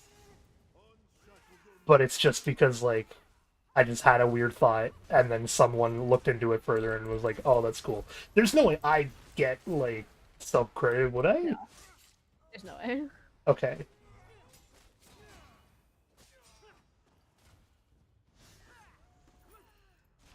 I'm like, to anyone that ever does this stuff, just put me in a footnote somewhere. On, like, page 6. Well, you would go at the very, very end under the acknowledgements. Because you can write literally anything you want there. You can't put someone in a footnote? No, because footnotes are for, citations. What? But I was the source of finding thing. No, Like- but that's not where that stuff goes. So, like, they wouldn't be able to be in the paper being like, as pointed out to me by X person, No. this thing could have these properties. No, that's not how this is written. Or, like, based on this person's theory of thing. Because, like, if it's an idea I came up with that they had to then look into, is that not just I gave them a theory? No, it would be more like, hey, as we see in all these other bugs, they have these features as described by other paper that already published, being like, yeah, this is a bug. You have to be like, these people said this bug was like this, but however you look at our bug, it does not have that.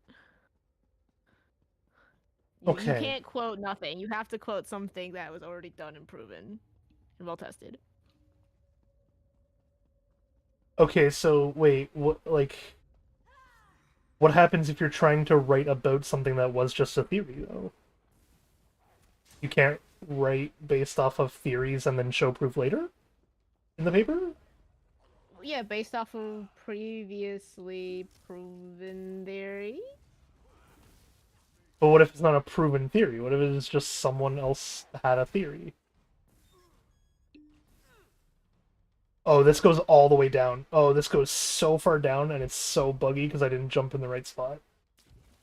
Like, what do you mean you just had a theory? Like, okay. So,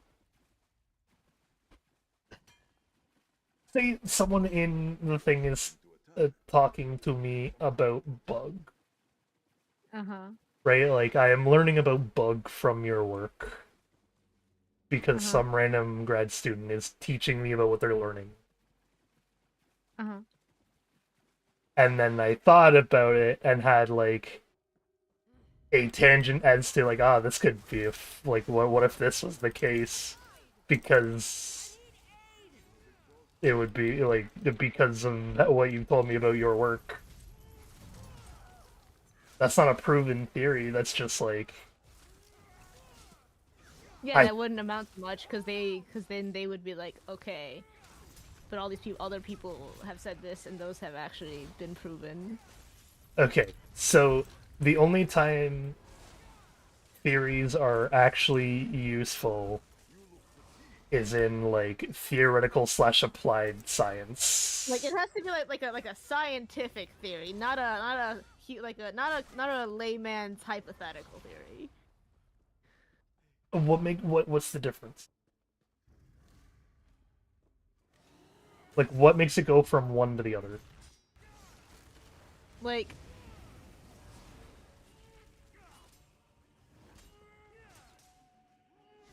you can think based off like X and Y that Z is probably true, right?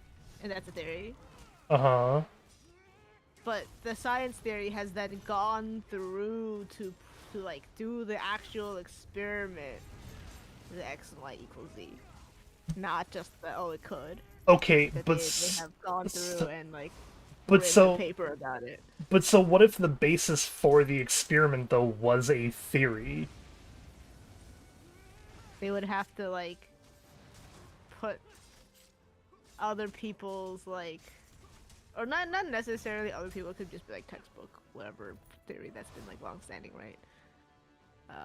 Okay, so it still has to like in Based on something.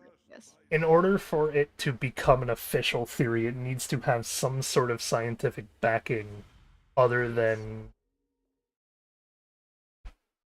like what someone found out or something like that. Like, okay, the thing I was thinking of for that one is like,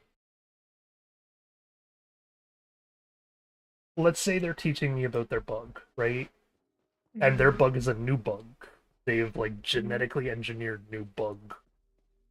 Okay.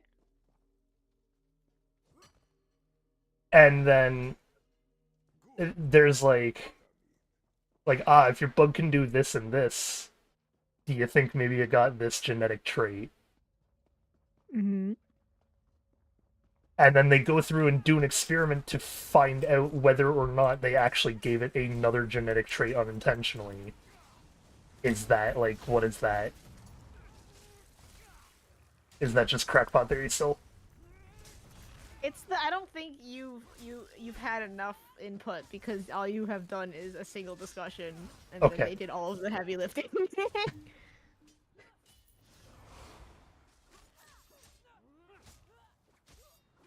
Okay.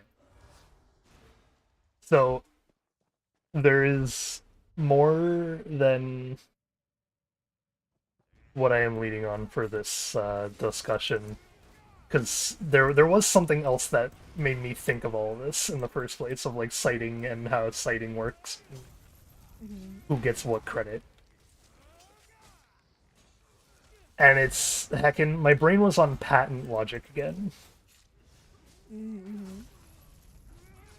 I think it's dumb that you can patent an idea Mm-hmm. because from literally every patent that's like ever shown, there are no working examples of said patent being shown. But there is like a diagram of it, like right. But that's still just a theory.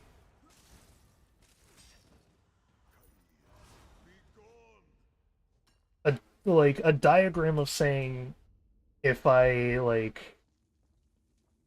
press play on controller 1 and someone across the world gets a notification that player 1 plus press play, like that's literally the entirety of diagrams I've seen before as like patents. But I'm like, how can you patent that? I think patents fall closer to copyright.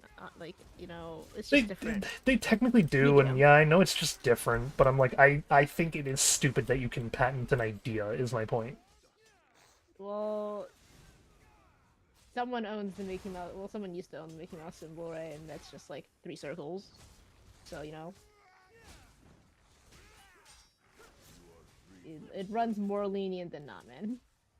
I know, it's stupid.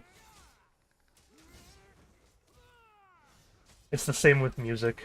Runs way too lenient on... It's like what, 4 measures. What? How much can you own? It's like that's more than 4 measures. But it's like how long? What's the music one? Oh, how much music is, Yeah, considered copying or whatever. yeah, like how much is being replicated in a song for that music Yeah. to be considered a copy of the song? Yeah. I have looked into this because I was genuinely curious. Yeah. Yeah, humming the tune to another song counts as copyright infringement. Legally, by the like US Supreme Court. Well, how much of it? How long does it have to be for it to be considered the tune? 3 seconds. That's it. That's all it takes. It takes like 2 bars of the actual song, if that's less than 3 seconds, depending on the bars. Hold on. It's not supposed to be. BPM is pretty. Pardon? I'm trying to figure out how many measures that is, because a lot of things, most motifs are 4 measures long. So. Uh-huh. If your song is 60 beats per minute. I There's no way you believe can. That doesn't sound right. I believe that would add out to like 3.5 measures. Now, let me up it. 120 It's- is common for some days. It's like, okay, the big one is that so the ruling is legitimately this flexible, where the official ruling is as long as it is enough to be widely recognizable. Yeah, and that's kind of like what I've also seen previously with like dance moves, you know. So the thing is, though, you can't copyright that little of dance moves. Yeah, it's the same problem as the Mickey Mouse, right? Mickey Mouse is three circles, you know, and you're like, I know what that is. Yeah. So it really is like how recognizable is it? Because if you did the heckin' Mario, the like You would only need 3 notes for that to be recognizable. yeah, well, it's the Da-da-da. Yeah, okay, that's like that's the widely recognizable, but yeah, if you do yeah, just the like it's like 1 second, and everyone knows what it is. So it's like, you know, that one everyone's gonna be like, bro, we're gonna be like, okay. yeah, but like okay, so the thing that this got thrown into turmoil with, um, they haven't talked about it yet because I think they're just gonna kind of like acknowledge their mistake and quietly go away with it. But I was reading on Reddit that someone's video actually got copy struck for like a game dev thing they were doing. They put out like a video that was like a devlog sort of thing. Okay. It got taken down by a heckin' music producer for having a single note in it. And the song it credited it to was Black Parade. Okay. And sure enough, the one note that was like that it was copy struck for was the heckin' the like opening note of Black Parade. You know how it does like The ding note or like ding ding like- ding. No, it was just the note. The rest of it was not audible whatsoever. There was no other music. I'm like, I'm either about to play this note and get copyright, or you're gonna feel like I don't know this song, man. It's my point is more so that this is just it is becoming an active problem right now. Well, you know that like one song that starts with like hello, but if you play the hello, everyone's like, oh, it's that one song. Hello. See, you got it. That's the Adele one, I'm pretty sure, right? So it's like, yeah, I can see why, cause like you did it, and you know what I'm talking about, and it was literally one word. Yeah, that's the problem with this shit. My point is that they're actively like there's always like a push and shove with this sort of thing where it's like they will push to have more and more be considered copyright.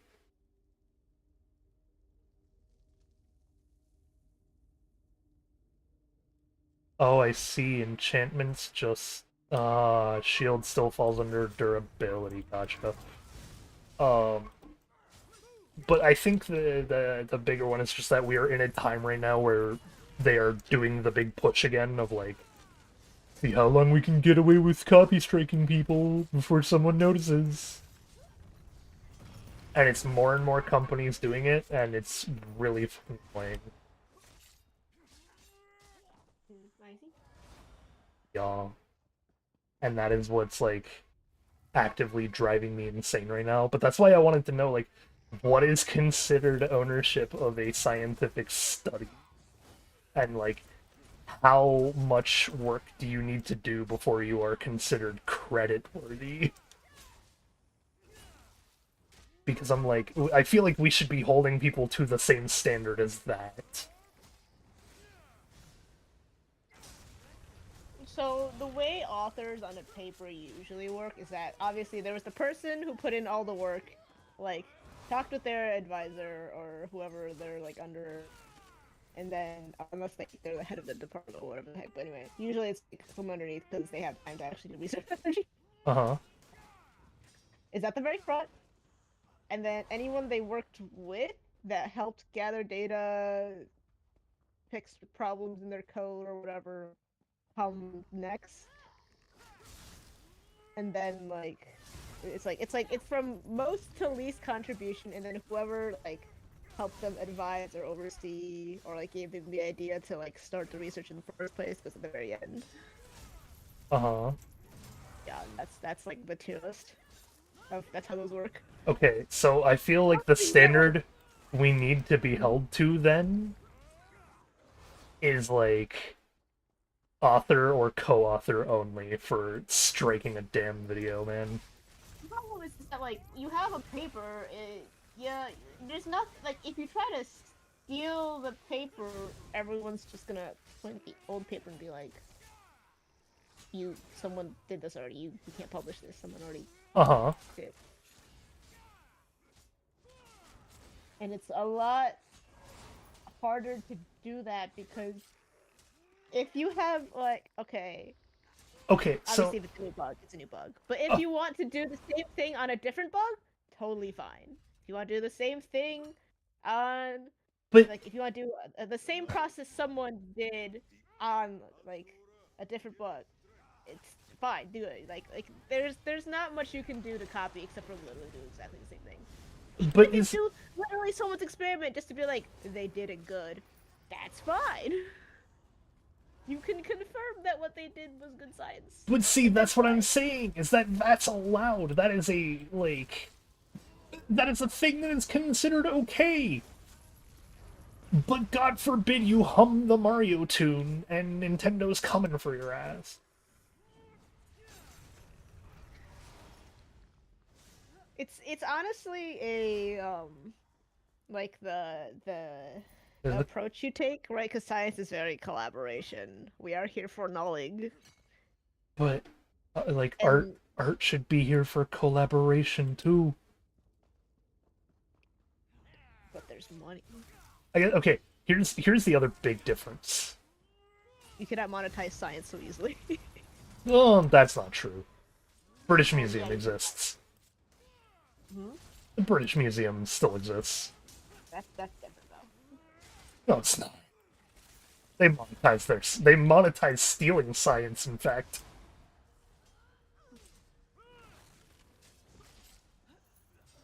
This is like common knowledge. Either way, the thing I was going to refer to is that here's the other big problem with like collaboration versus solo stuff, right? Mm-hmm. Is that usually in like game development, music production, I forgot the word for production for a minute there. But like game development, music production, film production, those sorts of like artistic medias, it is a collaborative effort, right? Mm-hmm. But like credit is fought against so much until it comes to someone who didn't actually work on the product, and then suddenly it's all about the person who paid for the product to be created, and that's it. Right? Okay. And that's the problem right now, where it's like, if I... It's like the equivalent of if I saw someone else using my VRM or my Veto tube. Mm-hmm. It's the equivalent of me calling them out and being like, you're using my model, I made that. You can't do that. You owe me money. Mm-hmm. Nowhere in that am I saying, I paid you to make the model, and you gave me the rights to the model, so you need to pay them money. Well, it's so that's a question of how did you make your rights happen? Because if most artists just do one time to avoid, problems, Well, yeah. so it would just go to you because you have given me enough money that I am just like whatever, do whatever. It's your problem.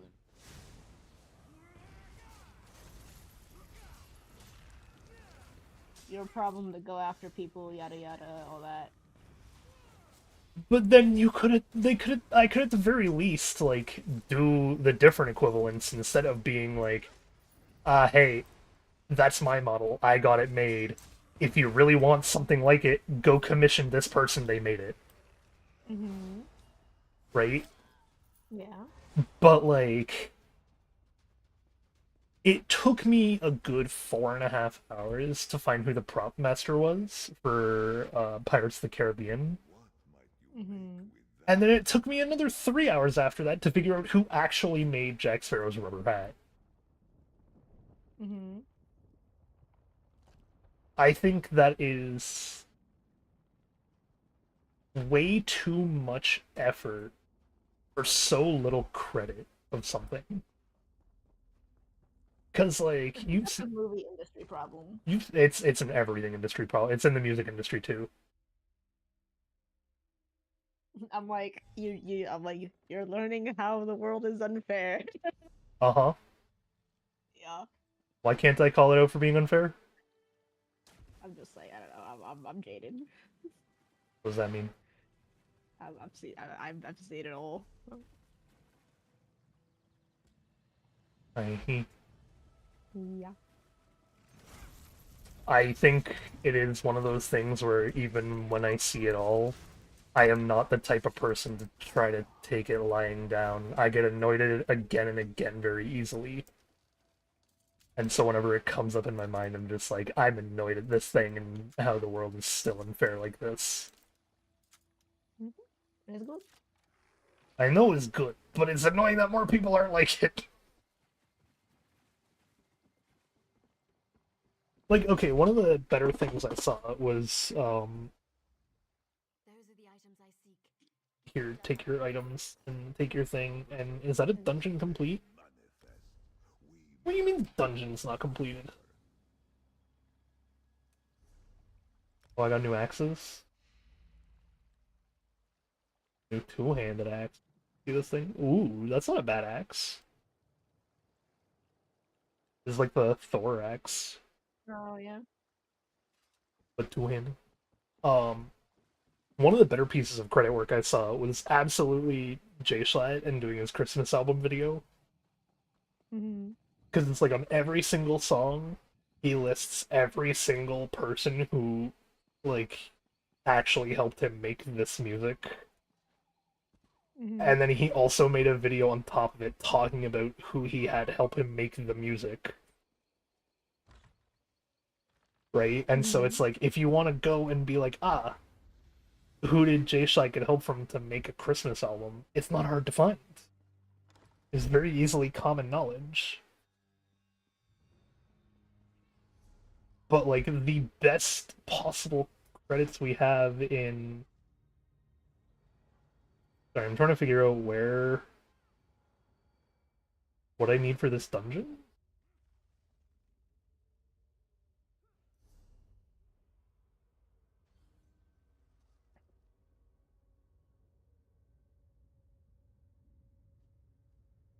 What do I need for this dungeon to be considered complete?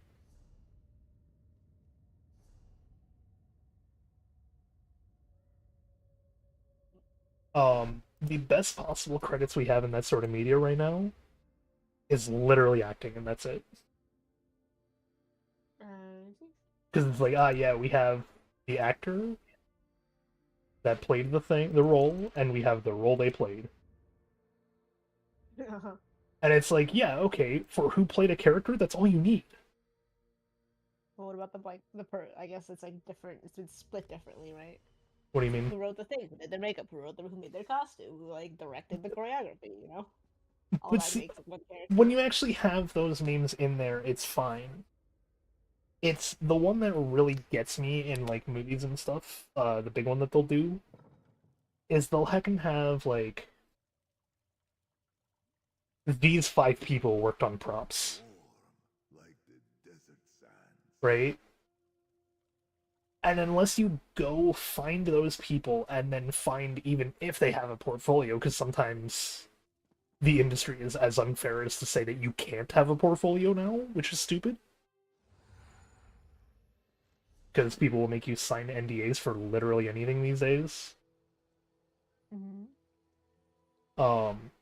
It's like you have to find them, and then you can maybe find that person and what props they made. But when you look at a movie and you look at like Jack's shitty little rubber hat, it's like, yo, it looks like a dope hat. It looks really well made. And then I just have no one to be like, ah, yo, he did a great job on that hat.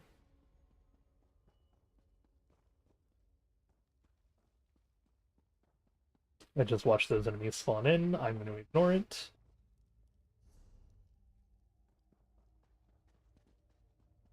Maybe it's down this alleyway that I missed a boss or something?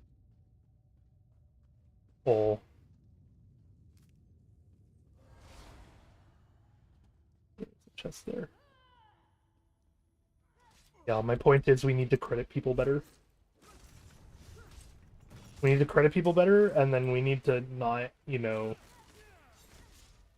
take down literally anyone who is like, ah, this looks like a cool thing. Like, the Indiana Jones game, for example, is really popular right now, which it's way more popular than it should be, apparently.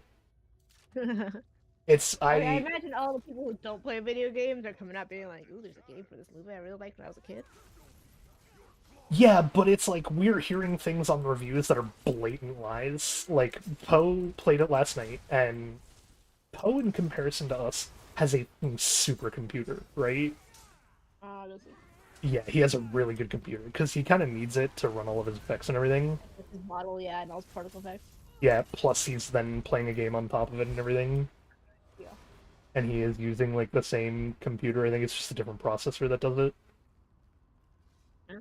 So he has all this going on, including, like, he can easily play the game at the best possible settings, but it is so poorly optimized that every, like, 10 minutes he was getting a game-crashing bug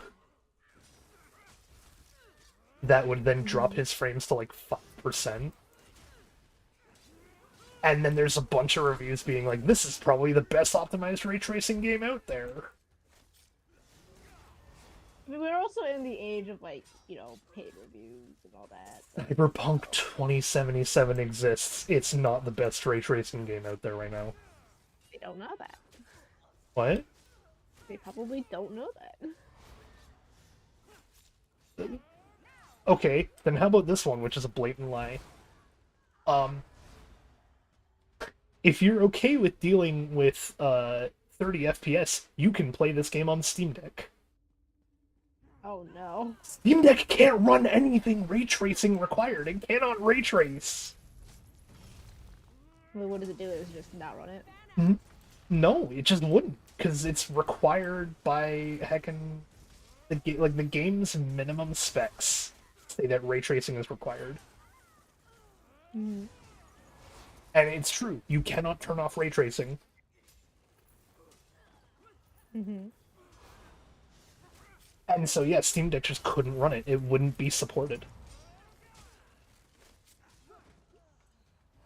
Mm-hmm. But if you can't run it, how are you reviewing a game saying if you're okay with running this thing at 30 FPS on this?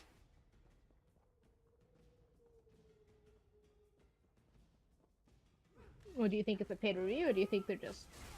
It's either, I think it might actually, yes, be either legitimately like paid / botted, or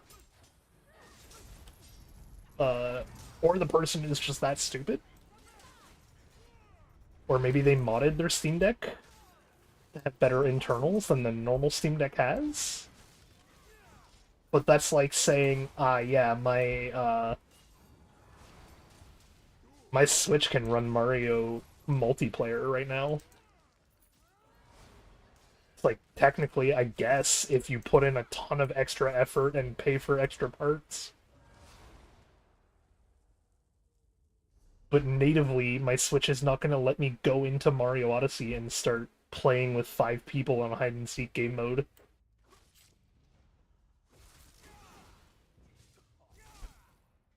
There are also people saying that, like, it is the most visually stunning game of the year quality game Yeah, you're Okay, well, I starting. feel like okay, You're, that's just anyone with any game. Someone will say that though. but it's the fact that multiple people are saying this. Is it like two cherry-picked crack Steam reviews though, Nope, or is it this like is like it is very positive rating on Steam right now. huh? A majority of Steam reviews are saying this stuff. Mm-hmm. But I do think I actually finally found the quote-unquote answer. Okay. Because I was looking through it at one point last night, and I Mm-hmm. saw a review that caught my eye and made it make a lot more sense. Okay. The review was quite literally, as I can quote it off the top of my head, and find it later on Steam if you really want to see it. If you want me to cite my source, then just ask. I don't care who. Um, but the Steam review was, got this game with my graphics card, was surprisingly good for what I was expecting. Mm-hmm. I don't know if all of them are botted slash paid for, but I think a good chunk of it could have been, hey, I got this game with my brand new graphics card that can run this game at the appropriate settings because it was specifically designed to run on this graphics card. Mm-hmm. Therefore, this game is good. I mean, it came out right after Black Friday, right? Everyone buying the new computer parts. But that shouldn't count as a good review. I mean, they had a positive experience with the game, you know.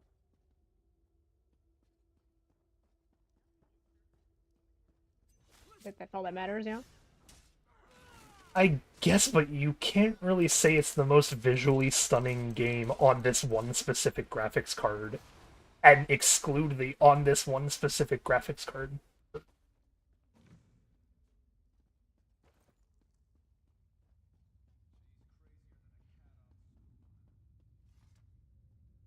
It's like being like, ah, Pikmin runs well on my Switch. It does. Yeah, but now what if I just say, ah, Pikmin runs fantastic. Best game ever. On a I PC mean, Steam review. don't people do that already? Do they? I don't think they do. Like not like Pikmin, but you know, they just be like game runs good on my potato, 10 out of 10. See, they'll say on my potato. That's But the like, you part. know, That's the part does everyone that's say that though? Well, some people just be like game runs good, thumbs up. That's it. That's the the review. majority of people will at the very least say, I have this, it runs really well on this. I see. Well, the majority, Especially though. especially in the PC market, because in the PC market it's like there are hundreds of different parts that See, work in you say hundreds on of the different PC ways. market, that's like people, like it's like how much of the audience for Indiana Jones is knowledgeable about computers versus like the average game? We're referring to the Steam reviews only. Yeah, but like, you So the know, majority of people who use Steam can click the button that says view my hardware specs. I have never hit that button before in my life. But you also don't leave reviews that say this game runs No, well. does it tell you to do that when you leave a review? Yes, well, yes and no. It says to Mm. leave like like it does this stupid simple Steam jargon of like leave an honest review, Uh-huh. but it's like it feels inherently dishonest for this game to use one specific graphics card because I found out this game does run pretty well apparently on that one graphics card alone,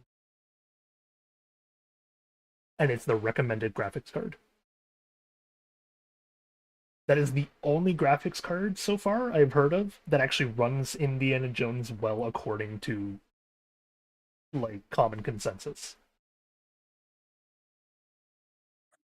So At that point, so it's the how many people is it a common graphics card? no, it's brand new. I see. It's like a brand new randomly released graphics card that's not like it's not super innovative, but it's not like worse than the last one they put out. Like the equivalent of like a new iPhone of graphics cards. Where Okay. it's like, yeah, it'll be kind of better in some regards and whatnot. And so it's like if your game runs really well on that one graphics card, it feels like a lie to say that it runs well for anyone, including someone saying on Steam Deck it runs at 30 FPS.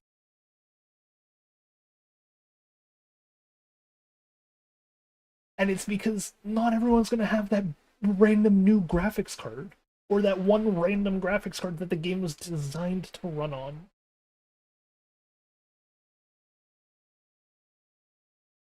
If I am curious, let me go on Steam and check the reviews.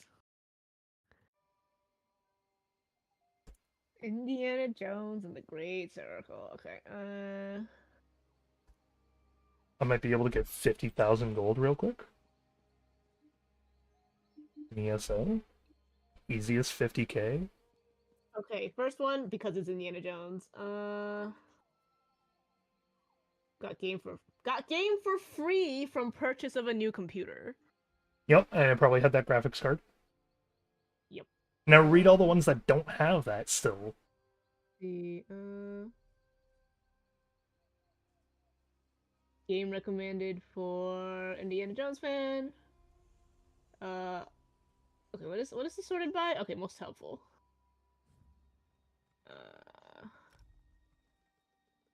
Game good. Graphics are good if if your PC can handle it. Cons Yeah, spawned for me and had to roll back my save for 2 hours because I had lost my gameplay. No other issues recommended. yeah, see, like, I don't get it. I feel like losing 2 hours of progress is not something we should be naturally expecting in games. Liked Indiana Jones, thumbs up. Good game from franchise. Good game from franchise. Mm-hmm. If you don't like puzzles, don't play this game. It's still recommended for some reason. Oh, that was a thumbs down. Oh, that was the thumbs down. This one says unplayable on Steam Deck OLED, so it's good on the other version, like the Ally X and the Legion Go. That doesn't make sense because of the fact that oh, on the which one, sorry? The Ally X and Legion Go. Unplayable on Steam Deck. I don't know what. Oh, the are you talking about the ALLY? Oh, is that how you're supposed to say that? It's ally. Oh, but that's how you spell the name Ally. Also, how you spell Ally, ally. whatever. So it doesn't matter. I'm almost either way. Gameplay good. Game run good on my computer. Folks, okay, recommended 0.2 hours on record, folks. I don't think they made this game with Steam Deck in mind. For those wondering, game did not render. No shit, it didn't render. Let's ride. Good game, not spoon-fed. That's it. It's like it is a. Oh, did you see the other one too that lists It's, I think the funnier one that Poe pointed out was there's two like major quote unquote funnies. Mm-hmm. One of them was like, this game has too few players. And it came out like 3 days ago. That's pretty funny. Yeah, the other one that was kind of batshit insane was he noticed if you go down to awards, it has a 10 out of 10 from Sports Illustrated magazine. Okay. And he was just like, I don't give a shit what Sports Illustrated magazine has to say about my Indiana Jones game. So what it definitely, so it does seem like the reviews are very skewed towards people who got the game for free. I know. And the problem is that not all of those say that they got the game for free. No. But some of them say like, oh, I got the game with my graphics card, and that tells you it's like how many people might have actually just gotten the game for free.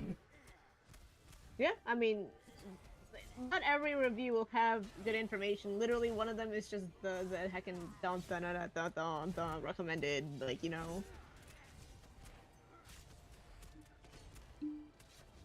And like, It's stupid that that game is allowed to have very positive right now, is the bigger point.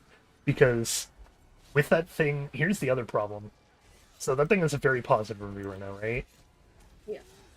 This is one of 2 games of all time to have ray tracing required as a thing that comes out at release. The fact that Bethesda, of all people, is getting ray tracing required to be... Oh god, how do I bite you again?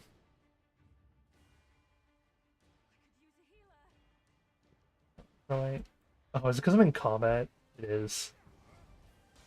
See, the thing is that this game has hit a more mainstream audience than usual. So either it's just good enough, but it's Indiana Jones, or they got it free with their graphics card. It's the bigger problem with being okay with this is that more companies are going to go, oh hey, they got mostly positive and they had ray tracing required. Why can't we? Even though ray tracing is literally a gimmick feature. You think ray tracing is the thing they're gonna see and not, hey, we should make more games out of movie franchises? Yes! Interesting. Not big, like, literally decades old IP. That's not the draw for the game, it's the ray tracing?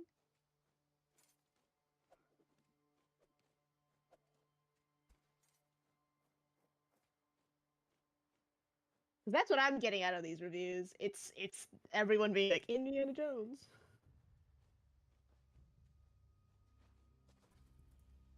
If you like Indiana Jones, you're like this game, and I'm like, yeah, it's Indiana Jones. I think it very much will be in a discussion about ray tracing when other companies decide to like cop into the thing. But like, what companies is this? Like, Bethesda, Ubisoft, EA, any AAA. I'm just like, I think I'm too far removed from the AAA scene, man. Looks at my library. I think you are too, but that's also why, like,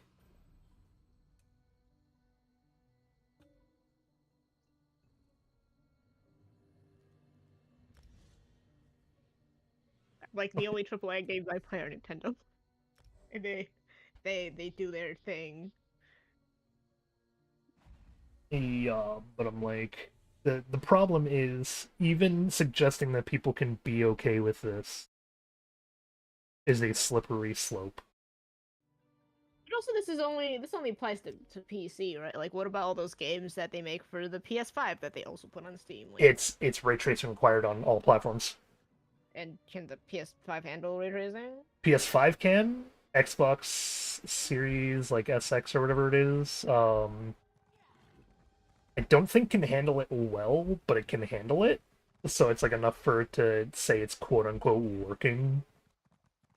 But does it though? I don't know. I do not have an Xbox to confirm or deny how this game runs on there. Found a review of the game from someone who has an Xbox. No, I've only found the PlayStation and Steam reviews as of now.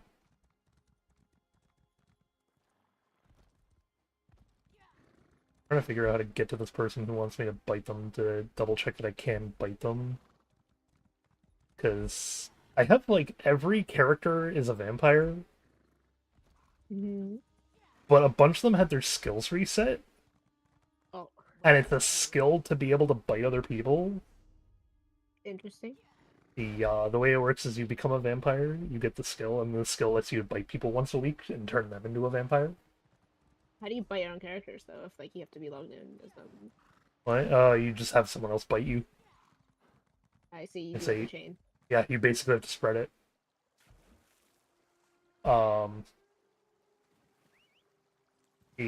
And so I'm trying to see, like, because I have bites on almost every character, because I actually did the character I'm actively playing as on stream is Mhm. part of a very long ongoing chain to where way back when vampirism was first introduced, you had to still either get it from another player or there was a specific world event that could spawn a single enemy that would have a chance to bite you. Interesting. Yeah. And so you either had to farm for like hours upon hours on end, because if you didn't get attacked by this NPC, you didn't even have the chance of being bitten. And people would actively kill these NPCs like the entire time because, let's be honest, everyone's a shit poster. Mm-hmm. Um, the character I am playing on has an NPC bite, technically. Nice. Oh, there we go. Mouse button 5 to feed. There we go. Okay, so if I get the skill, I can bite someone right away.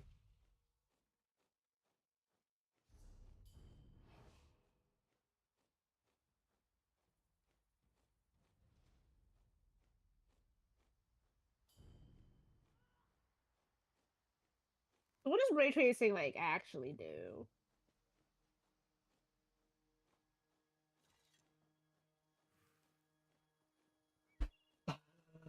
Oh god. I don't know the simple jargon, I only know the technical jargon. Pick it up What is this beam of light like move? kind of, yeah. I see. It Yeah, it's enables pretty like not a noticeable.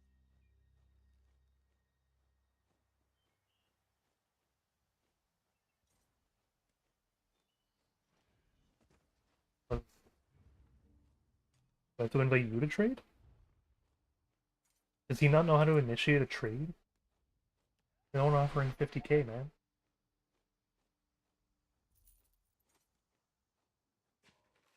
Hell yeah.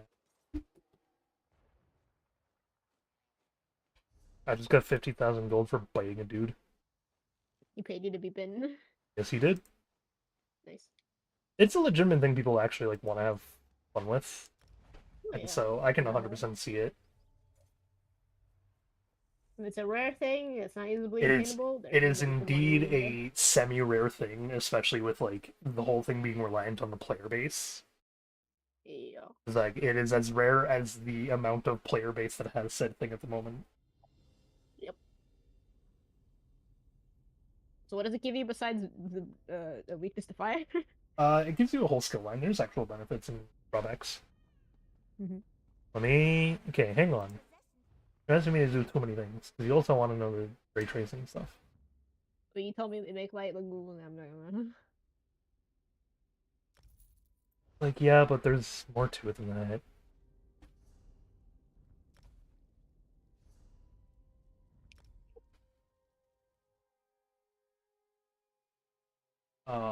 Okay. We'll do ray tracing, tackle ray tracing, and then we'll tackle what vampire do.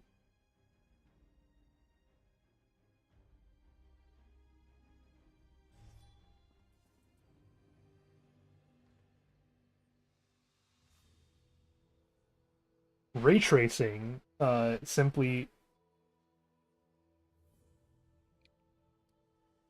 ray tracing mimics real-world light behavior to enhance reflections and shadows, to enhance the overall appearance of a 3D scene,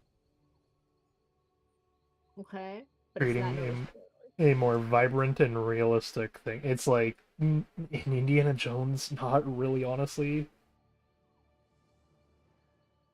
So here's the other problem with ray tracing. Mm-hmm. It was not the person who created it and like actually wrote around the formula for ray tracing and whatnot at NVIDIA didn't intend for this to be a on-the-fly feature. It was like pre-rendered cutscenes. Yeah, that's exactly what it's used for, is pre-rendered animations and cutscenes. Mm-hmm. And it's to help them mimic said thing. It's just the most optimized way to do so, and therefore can be used easier in a gameplay scenario. Which is why it's like quote unquote more common and can look better and better as of like late. Because like, yeah, it's not. It is something that can also be enhanced. Liquid treasure. But like beyond making it look a little bit more realistic. It's like if you've ever seen those Minecraft like animations where they'll be like, ah, it's Minecraft but with realistic physics, and then they'll pour out like the bucket of water. So you know those are all pre-rendered, right? And none of them are actually done in game. Yeah, they just they like, you know, put a Do whole 'em. thing together and it looks like Minecraft. Yeah. Basically, those like realistic water textures you see and stuff like that. That's what ray tracing is supposed to do. But like only for lighting and shadows. So it helps you with like water surface reflections and stuff like that. And so it's like it can be useful and it can look nice, but if you don't use it right, it's just gonna look like trash. And sorry, it's not even gonna look like trash. It'll look a little bit better than normal, but it'll tank your performance to do so. Because it is a heavy system to use as ray tracing. Yeah, it's still a system made for rendering cutscenes. It's still pretty, which is a very computer-intensive process anyway. Yeah, exactly. It's like if did I ever teach you about why not to use Ultra in games? Okay, yeah, because we did cutscenes. Yeah. Is like 9 times out of 10, that Ultra setting on your game is used to render those cutscenes you see people do like cinematic trailers for, where they're like, ah, this was rendered in game. It's like, yeah, it was rendered in game and then cleaned up by like 50 people like a goddamn McDonald's ad. Is like, are you gonna get that literal like trailer quality out of this? Probably not, man. Not unless you're rocking the literal NASA computers and willing to like put in that time to making it look nice. That's why the photorealistic cyberpunk mod is actually so significant, because it's like it literally does look like a cinematic trailer when you watch it. It's really hard to tell that that's fake at first. Like I thought it was a fake mod because I was like, there's no way this is being rendered on the fly. It is. It was. Someone proved me wrong with that, and goddamn, did that blow my mind. But so ray tracing, like it's a gimmick. Makes your game look a little prettier. If you have a really good computer and you like actually have specified like graphics and preset VRAM to run it all, then yeah, you can probably make it look pretty good. But it shouldn't be something that is a requirement of a random like, okay, here's the best way to describe Indiana Jones as a game as a whole right now, is someone compared it very well to saying it is just take Indiana Jones theming and adventure style, including like story and whatnot, and make that the plot of Dishonored. And that's all it is. It's Dishonored gameplay. But like well disguised to be Indiana Jones. Which is fine. There's nothing wrong with that as like a design principle. That's literally the whole purpose of designing a game, is like everything's been done before, take something else, put your own unique twist on it, and make it good. And the story, right? But that doesn't sound like, when you talk about that game, that if I explain to you Indiana Jones but Dishonored, you're not gonna think I need this to be looking like a cinematic trailer every single second of gameplay. We move with the wind. So what Because does it look like if you have ray tracing on, but everything else is garbage, like low? it just looks like garbage still. Yeah, it's fucking pointless. People probably don't realize that ray tracing is required, and they just have the There's down no way they don't. If you do not have ray tracing is a thing you actually have to take a few steps to turn on your GPU. I see. It does not come enabled by default because the common gamer even doesn't actually need ray tracing. Well, no. But so if it's a thing you have to actively go to like set up and put on and whatnot, there's no way you don't know that it's a requirement of that game because Well, I didn't know. Yeah, I didn't know that. yeah. I thought it was just like it like VSync where it's just always on for some reason, and then you're just like, but why is it on? You turn it off. No, because ray tracing takes up way too much processing on an average computer to do that. I see. Yeah.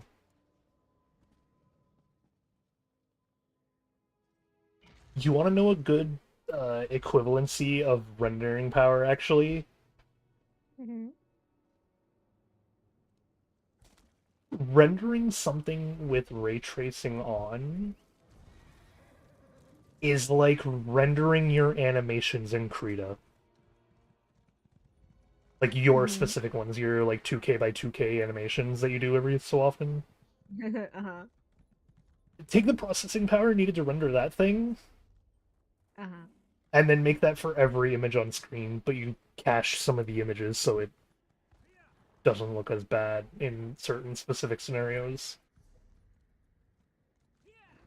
Uh-huh. Because you can always like cache a cutscene and have the cutscene like smoothly transition.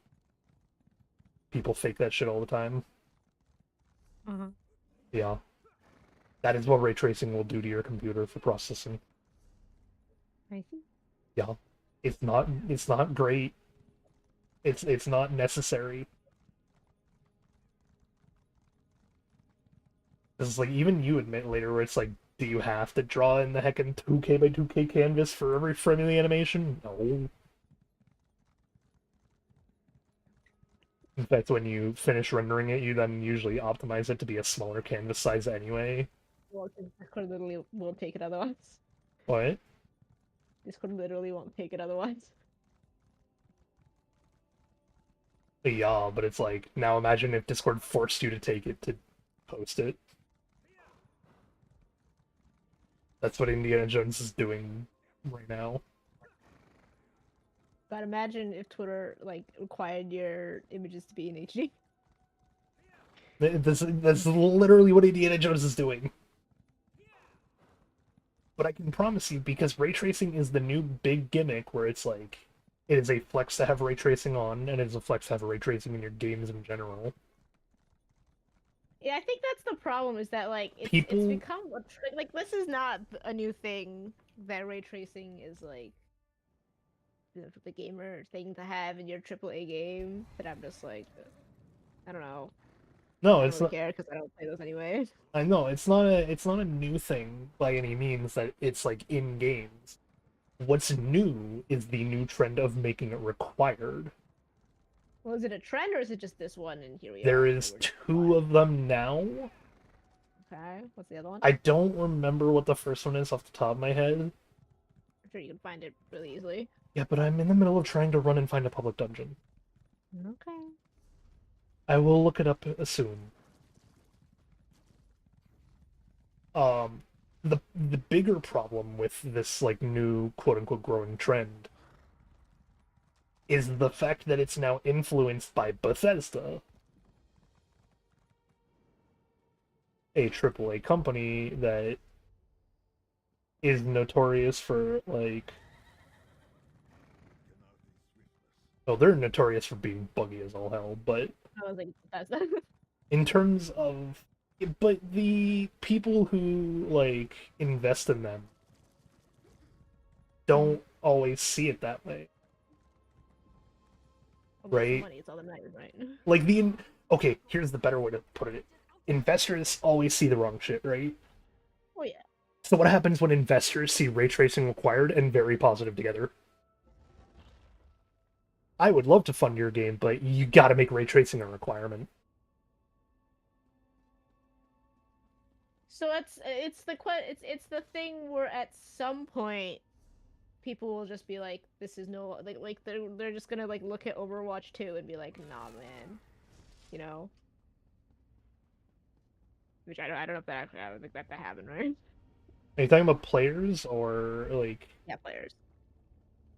yes and no? Overwatch 2 still has a player base somehow, and it still has like copium fans who will defend the goddamn game. Yeah, so that's what's gonna happen is eventually you're gonna have the copium people who are gonna be like, ray tracing is great, and then everyone else is gonna be like, I don't we're think not gonna play this anymore. No, I don't think the copium people are going to get to the point. Like, I don't think it's a player-based thing to get to the point where ray tracing required is a thing. I Well, think... Well, because, okay, here's the other thing. Ray tracing required means the power of PC, or the cost of PC parts is going to skyrocket. Because ray tracing as a, like, optimized thing is expensive to produce, let alone to put in a graphics card. Right? so it's the question of they're just gonna not have as many people who play the game eventually because they're just gonna see it and just be like, That can't is... afford that. Well, that's the hope. Uh-huh. But that's not always the reality. Look at Diablo 4. Yeah, under that. It's still very active. It is one of the most active ARPGs out there right now behind, like... And what happened with Diablo 4?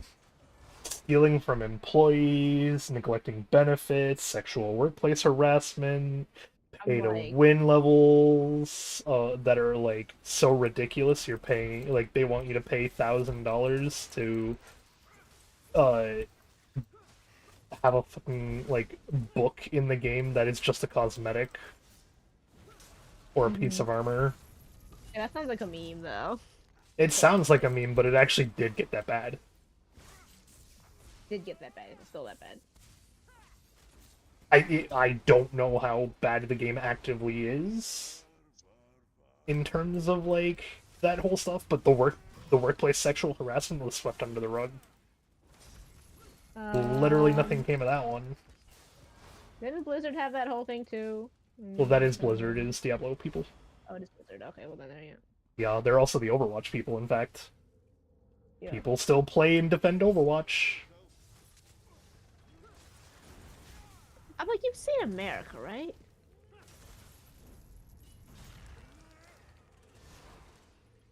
Miss. Uh-huh. Because one bad is happening doesn't mean another bad is right to be okay. No, but you've seen America, right? Two bads don't make a good is my point, and you are defending one of the bads by saying it's not as bad. No, Which I'm is not saying it's bad. I'm saying you can see why it got swept under the rug, right? That is not the way you're presenting your argument whatsoever. Oh, okay. Because you are effectively... I've seen America's take on things, yeah, late. but you keep saying, like, it's only gonna happen, like, the one or the other way, and it'll either always or never happen. And it's like, the point is that if you're not careful, you can avoid the always happen and make it a there's a good chance this won't happen. But a big part of try to make this not happen relies on people not defending the bad that is happening, which is what it sounds like you're doing.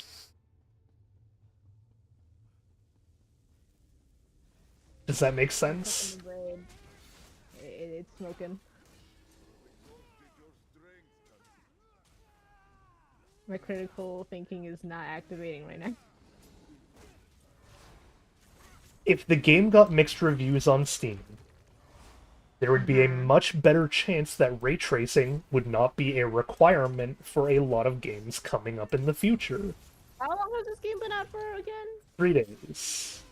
So you should probably give it more time. No, we should probably educate people Then and tell them to come to their own decisions when playing a game like this off of, say, Xbox Game Pass, and not actively paying a company over 113 Canadian dollars in order to play something that is very clearly not worth What is this game? It's 113 Canadian dollars. It's like Wait, hold up. $115 for me. 80, I'm going to the Steam 80 store. $89.99. I think it's $79.99 on Steam for Americans. Damn, that's more expensive than a Switch game. Yes! Yes! And this is a problem because, yes, companies want to raise the price of games. Do I believe that they should? Sometimes, yes. Like, if GTA 6 dropped tomorrow on PC and, like, had the levels of, like, quality and innovation that, say, GTA 5 did, yeah, 100% they could raise that price to 113 Canadian, like the 89.99 price tag. Because it's worth the quality you're getting at this point. What I'm hearing is that Indiana Jones is an Apple product and everyone's buying it. Yeah, basically. But look what happened with Apple. It's not a good thing. We don't want the gaming industry to become like a new Apple scene. It is quite literally one of the... No, it is quite literally one of the things that, like, companies like Epic are fighting against right now, where Epic just got the laws changed in EU. So not only can Apple, like... Not only does Apple actually have to allow emulators now, I don't remember why they have to allow emulators. I don't know what that part of the whole court case thing was about. But one of the things they legally have to do now is allow you to, on the Apple Store, allow other people to download, like, the equivalent of another Apple Store before their company. Mm-hmm. Like the Epic Games Launcher sort of deal. It's like, Okay. beforehand, if you wanted to put your thing on Apple, not allowed to do that. Not allowed to sell anyone anything on an Apple device without going through Apple. Right? Like, if your game... So, the big way that this came about was because Fortnite used to be on Apple, Mm-hmm. and Fortnite wanted to change the in-game currency prices and make them cheaper. Mm-hmm. Apple refused to let this happen because their game was on the Apple Store. If people were playing on an Apple device and bought money from, like, bought the, like, the V-Bucks or whatever while using their Apple phone, then Apple had to be allowed to take a cut. Yes, this is true. This happened. That is no This is why longer the Patreon case. is discouraged on Apple devices. What? This is why Patreon is discouraged on Apple devices because Apple takes a 30% cut. Yes, this is no longer a, like, legally binding thing. People on Patreon could well, I guess in the EU, it's different in America. Yeah, we just tell you to go on the internet, the web browser version. Yeah. Yeah. But it's like, in the EU now, that's not the case anymore. The EU does not, like, if a company is set up in the EU and the Apple devices from the EU and whatnot, etc. I don't know what the exact requirements to make this, like, sort of thing happen are. Whether or not you just need to jailbreak your phone or some shit. Mm-hmm. Oh, hell yeah, I got the new slot. Got a new skill slot for my boy. Nice. He has his graveyard back. So yeah, I don't know what the exact requirements for it are, but there is a situation in which you do not have to give Apple a 30% cut for simply subbing to someone's Patreon. It's not a requirement anymore.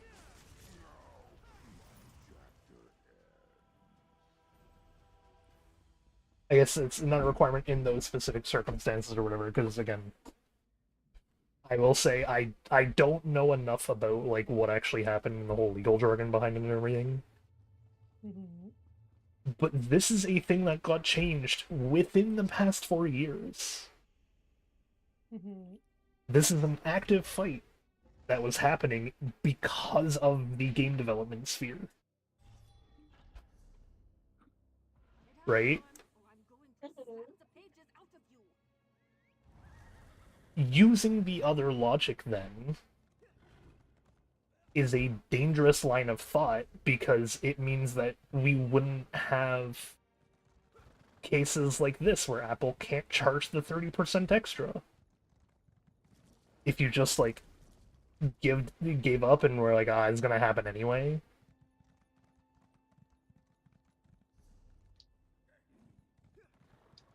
Well, you see, it's not much the consumer can do, right? That's the company. The consumer cannot support those companies. Don't buy Indiana Jones.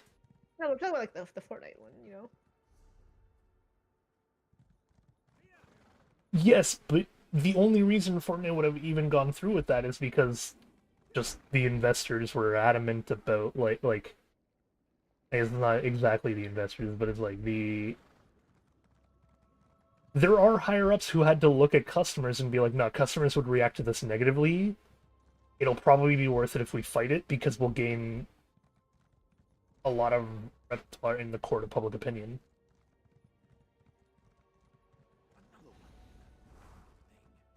But if, like, speaking out is just being like, oh, it's fine, no other company is going to do ray tracing required, it's like,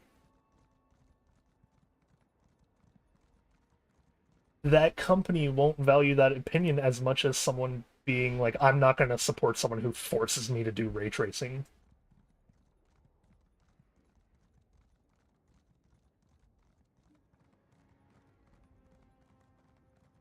I'm just like, your next steps are to educate the wider public. And Which make is a what I'm YouTube trying video. to. Well, I'll clip this whole rant and make it a YouTube video or something. I'm like, you're still talking to the wrong person. Because I'm like, man, I just don't play these games anyway. Well, People then care. I I'm not getting will. my money, and I'm not supporting the rest. I'm just. Okay, but then what if this like grew to be a thing with Nintendo too?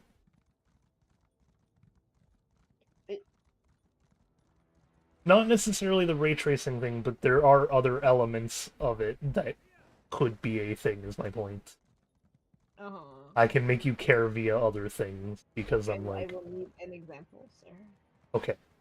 So you don't care because you mostly like the big AAAs you play are Nintendo, right? Yeah.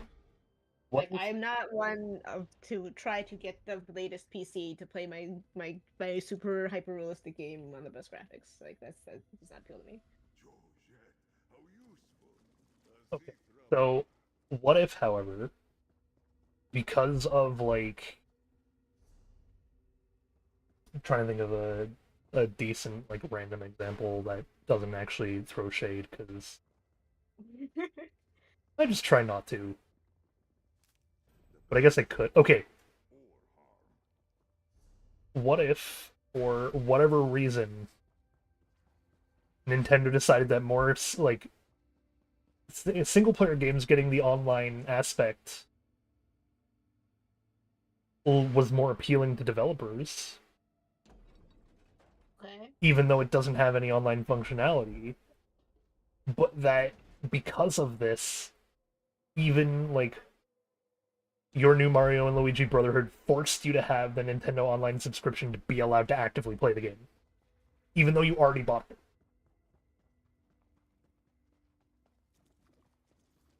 Is there a game like this?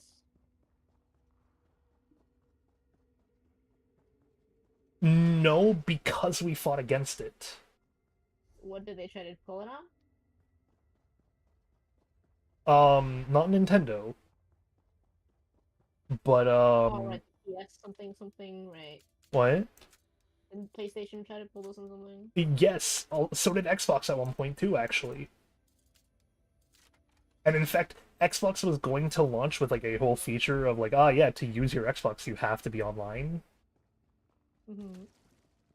Because of the backlash, they scrapped the thing entirely and were like, no, no, no, okay, yeah, that was a dumb idea. Thank you for saying that.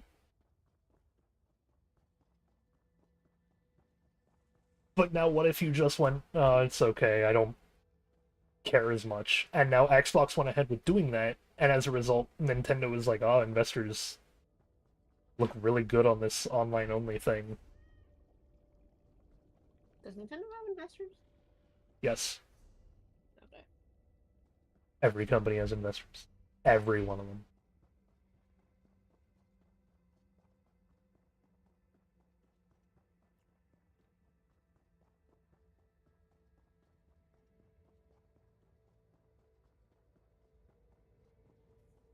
In fact, Nintendo is one of the... Okay, no, no.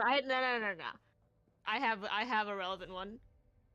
Okay. Kingdom Hearts on the Switch. Cloud is a cloud game. Did I get it? No.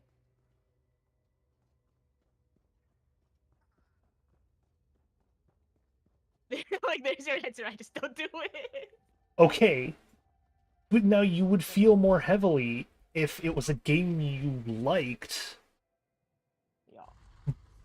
but there was that online always requirement still. Like, let's say every Nintendo game just saw the appeal and investment from it and was like, we should just make all of them cloud gaming. It'd probably be the end. You would think, because we would stop it. And you would stop paying attention to Nintendo, right? Yeah. Cloud gaming still does exist Because it does have its benefits, right? on things like Xbox and PlayStation as well. Because it does have its benefits, right? You don't necessarily need such a powerful device to play said games anymore. Yes.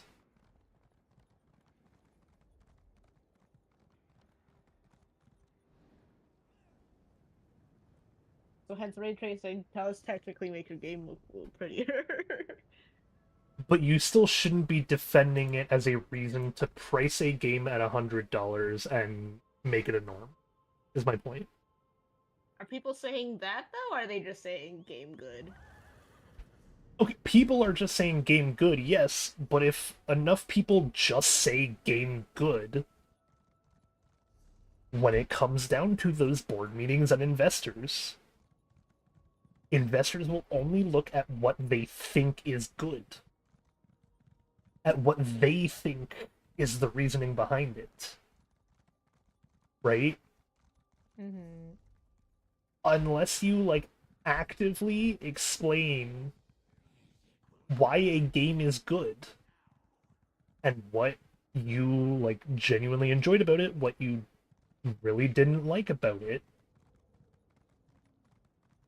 then they're not going to look at anything else. But the moment you actually explain yourself and are like, ah, this game is amazing, just let it, like, oh, this game is amazing, I really wish it were more optimized and didn't require ray tracing. That's different from putting out the stupid Steam review that goes dun dun dun dun 10 out of 10. Yeah.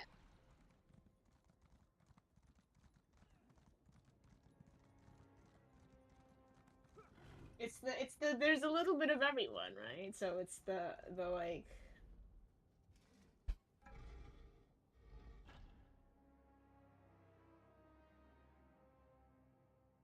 It's the I don't know, it's like there are people saying everything in between and what you want, and dumb people.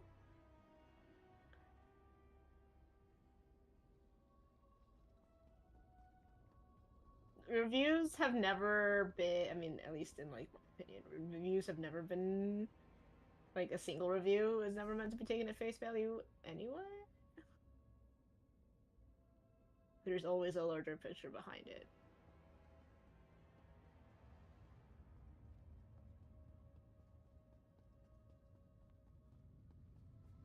Okay, so here's where this becomes a problem, is that we are thinking about only the reviews of said game, correct? Yeah.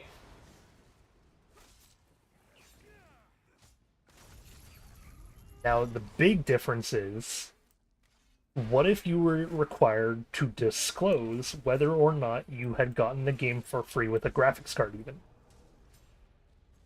Because games that come with your graphics cards don't actually say you received the product for free. You are still technically quote-unquote purchasing the game, even though you're actually buying a graphics card, right? So you want free content to be labeled as sponsored content in a way. Not quite. Not sponsored, but similar. Yes. Because if we only look at reviews, yeah, what you're saying makes sense. But now what about when you look at how much money the thing generated? Right? Those graphics card sales still get reported as a normal sale as far as Steam's like backend is concerned. You still bought the game from Bethesda. Interesting. So when you look at when not you personally, but like when an investor looks at those numbers, they're seeing, oh hey, this game made billions of dollars. When in reality, a bunch of people got the game for free, reviewed it good, and then because all the people were reviewing it good because they got it for free and didn't have to worry about the $100 price tag associated with it, other people went, oh, this must be worth the $100 price tag. That then leads to the problem of, okay, cool, now a bunch of people think this is worth a $100 price tag when it's probably not.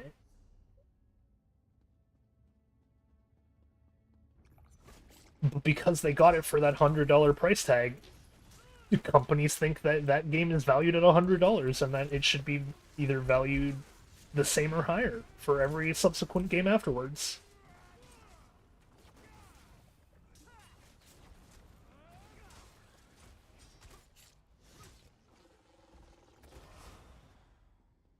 I'm like, you're trying to fight capitalist greed, and I'm like, yeah, I don't know, man.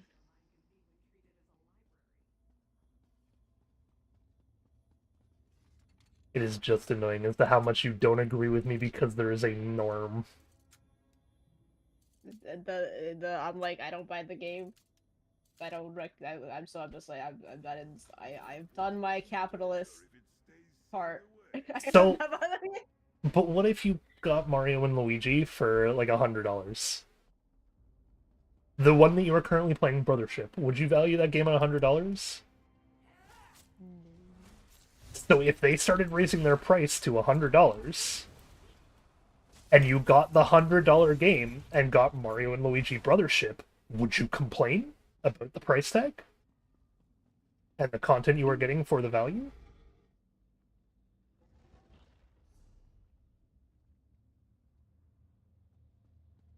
See, I am rarely one who pays full price for a game. But if you did, would you or would you not complain about the value of the game not matching the content that was delivered to you?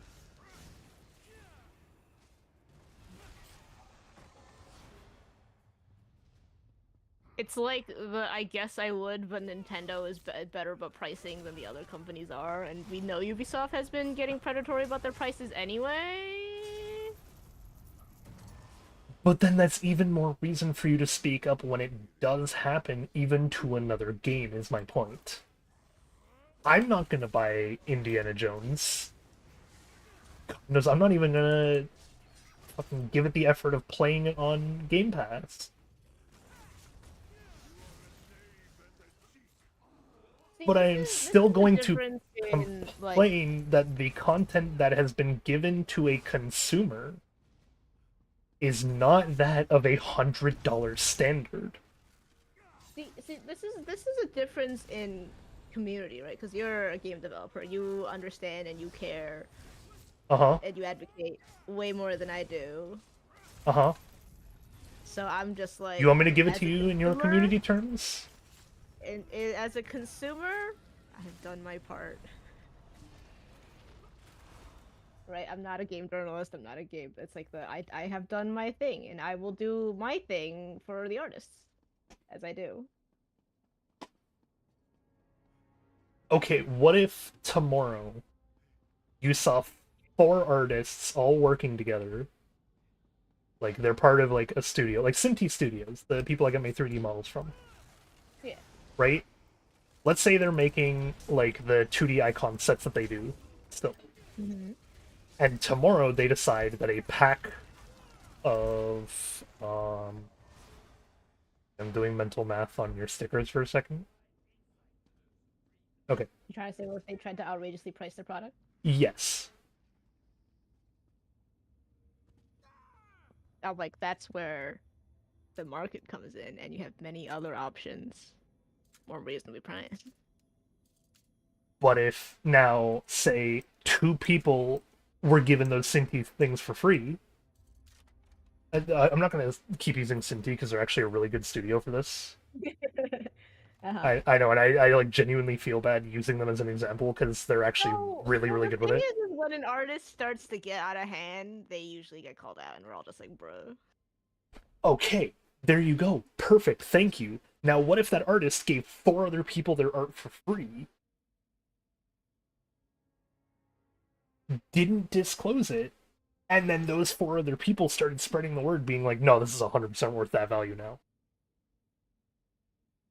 It's a slippery slope because those 4 people only have to give it to 4 more people for it to spread, right? So the 4 other people be like, oh, this is worth this.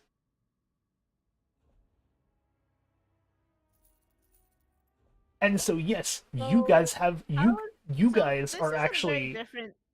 Hang on. You guys actually have the added bonus of people can see your art. Yeah. They can judge whether or not that the piece they are looking at as a whole is worth said outrageous price. When you look at something like Indiana Jones, you don't have that.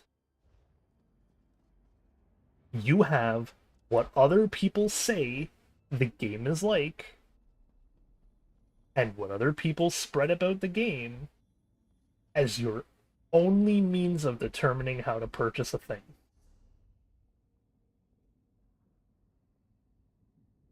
So the same safeguard of getting called out for it is only there when someone actually starts to call you out. Which is why something like Indiana Jones is actually super important, because they need to be called out for a predatory pricing and behavior system. And are they not getting called out? Look at the Steam reviews. It doesn't seem like it. A very positive rating of dun dun dun dun doesn't sound like someone going, oh yeah, you know, this probably isn't worth $113 for all the bugs and... Okay, so you're looking at the consumer and being like, they're not doing the job, but you should be looking at, like, game reviewers?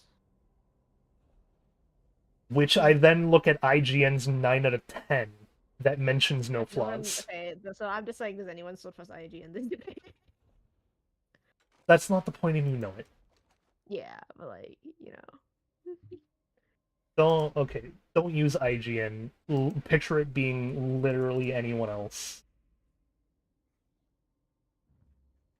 And I'm like, I'm just like, I've circled back to the take any review with a grain of salt, to your own investigating yachting.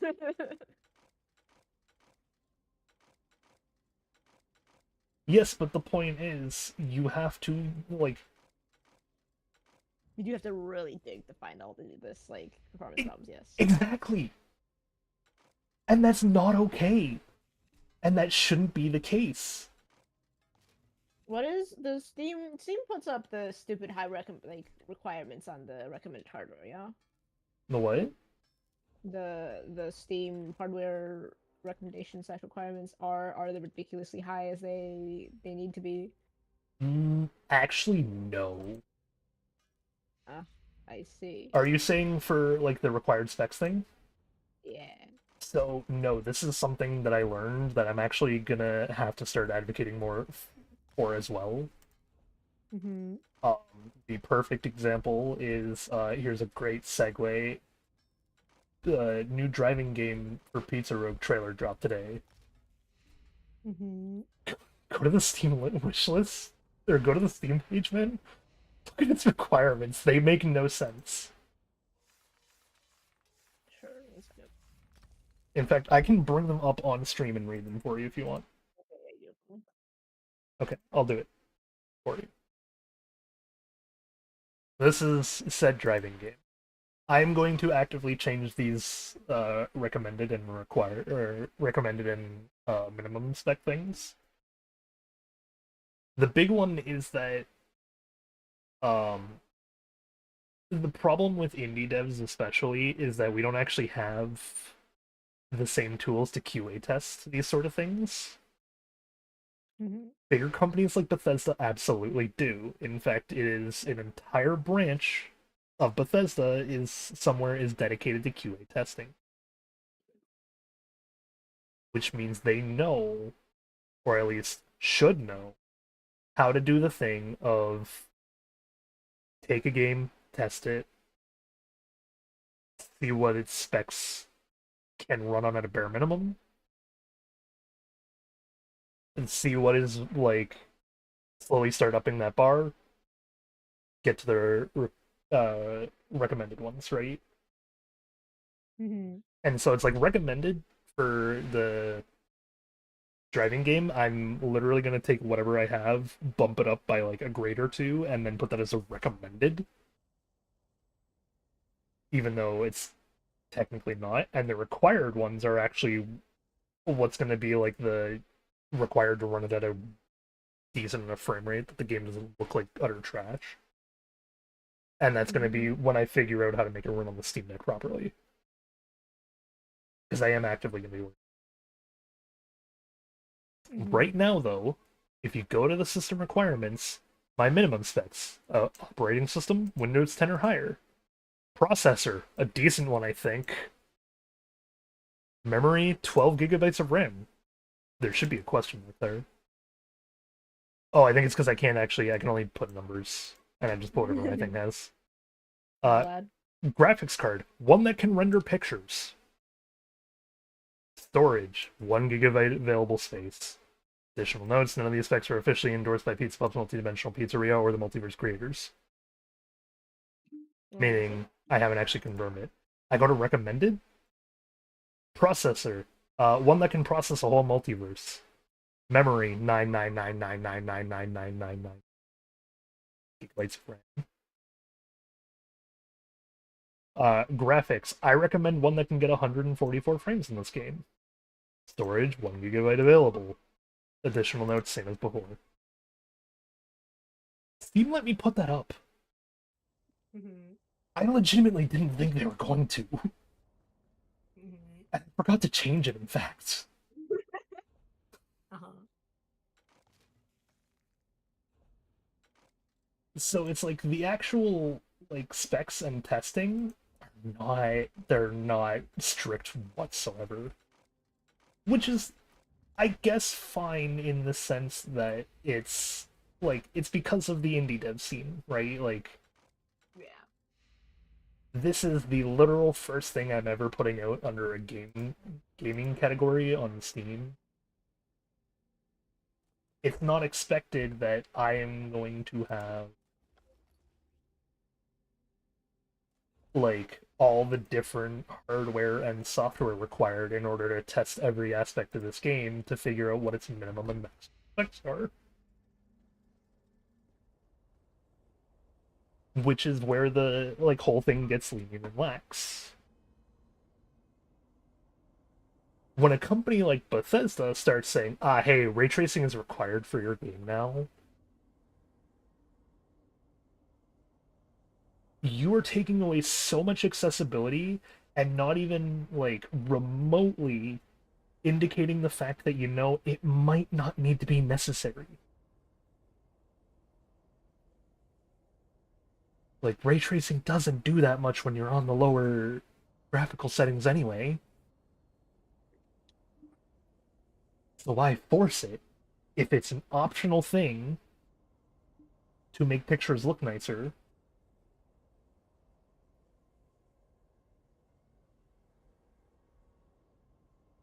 And all it does is, like, tank your performance.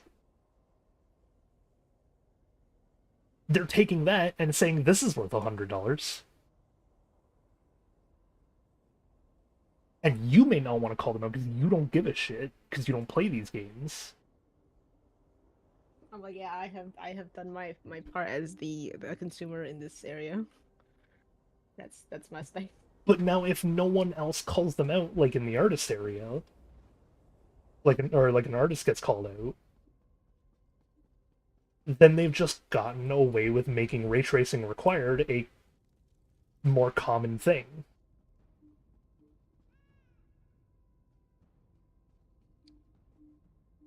Right? Mm-hmm. So the problem inherently comes in the fact that you are arguing against the person calling them out for this predatory behavior. Meaning when someone listens to the argument, they're not going to hear as much of the actual, like, reasons that they are predatory. They're just going to hear, oh yeah, that's right, other people do actually just kind of do this anyway. Who cares? And they tune out.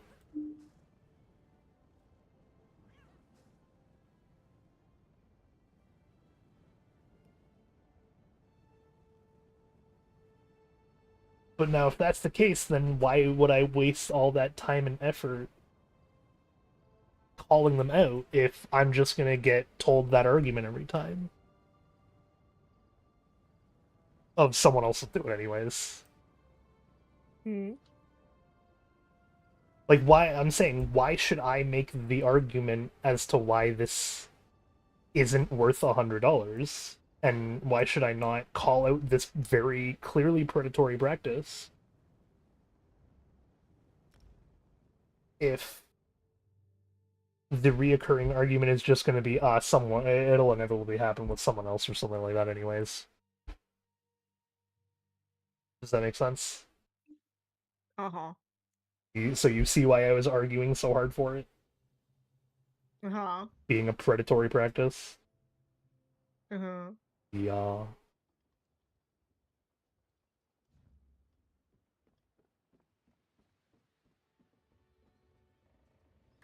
Do you agree with me that this is not a good price tag for the game? Yall. Okay. That is the part that really mattered to me, because you were making it sound like it was fine. I see. Yeah. But, like, it's not okay, man.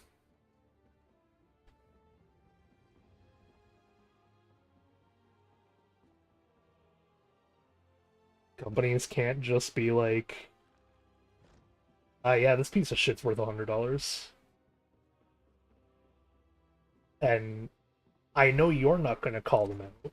I'm not asking you to call them out. I am saying that I have to call them out, otherwise, if no one calls them out, then they just get away with some scummy predatory behavior. And it's like, you wouldn't let that slide in the artist world, right? Mm-hmm. So why should I let it slide in the game development world? Mm-hmm. Yeah.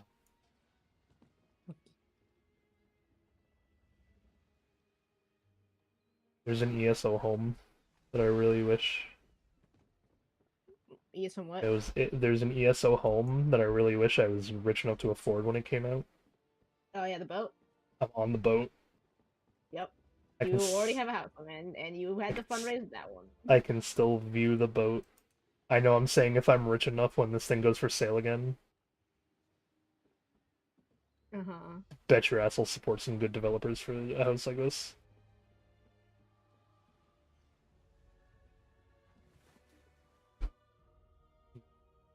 Dope house. Awesome design. I am done the rant. Mm-hmm. How is Just your... fried the brain. I see. How has your drawing been going? It's good. I'm trying to finish the clouds today, but we're running kind of late. I'm like, I see it is 10:30, yeah. yeah. Oh, this cloud isn't even good. I am sorry I needed to rant. I'm just like, This is bullshit. every other stream lately has been rant, and I'm just like, I just Well, wanted to drag that. I mean, I don't know what to talk about. Can we go back to Fortnite Moolah? Okay? Yeah, no, I have nothing actually to say about Fortnite Moolah. See? I'm like, I But could... like, Oh my god, I have a going model back I to can... dumb things like that. I have a model, that's 3D and access to Unreal's retargeting system now. Yes, you do. I could absolutely do Fortnite dance. I think Hajime would be one who would do it. He could do it. I was gonna say the VTuber. Okay, would you? Okay, yeah, would you do it? I don't know that I'd do that one. I could do the floss one, because that one's kind of funnier. Mm-hmm. It's like the Fortnite one is one that you would post as a meme. I think the floss one is a funny, like, stream meme. Mm-hmm. To where someone could redeem for you to do, like, the floss dance. Mm-hmm. Yeah. That I But could... like back to the question I asked, do you think Hajime would do the Fortnite dance unironically? Unironically? No. He would do it ironically though. Maybe. Is he? Oh, you know what it is? Okay, I can tell you exactly what it would be for Hajime. I can lay out a scenario in which he does the Fortnite dance for you. Mm-hmm.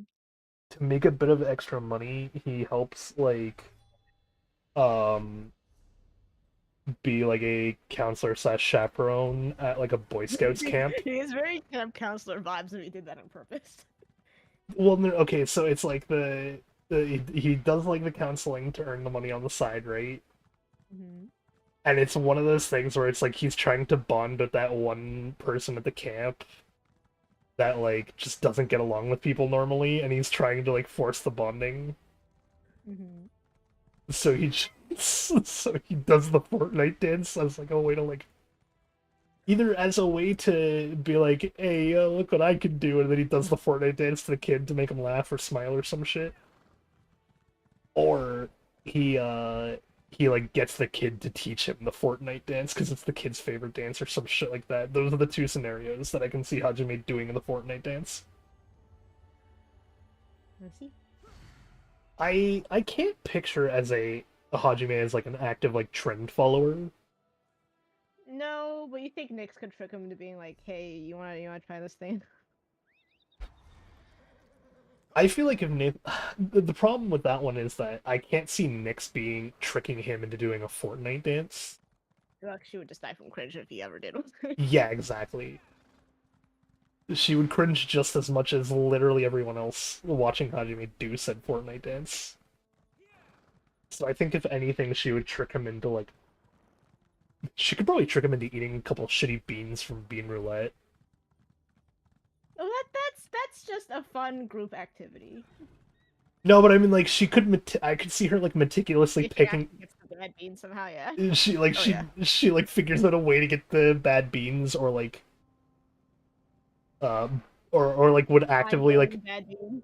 bite it, but not actually like eat it and just hold it in her teeth or something, and be like, "Oh, try this. This is pretty good."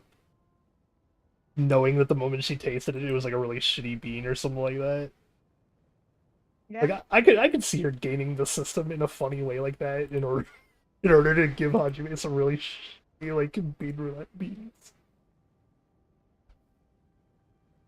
Oh, that would be pretty funny. It's like I can see that sort of stuff. I can't see him following an active trend or anything like that, though. Mm-hmm.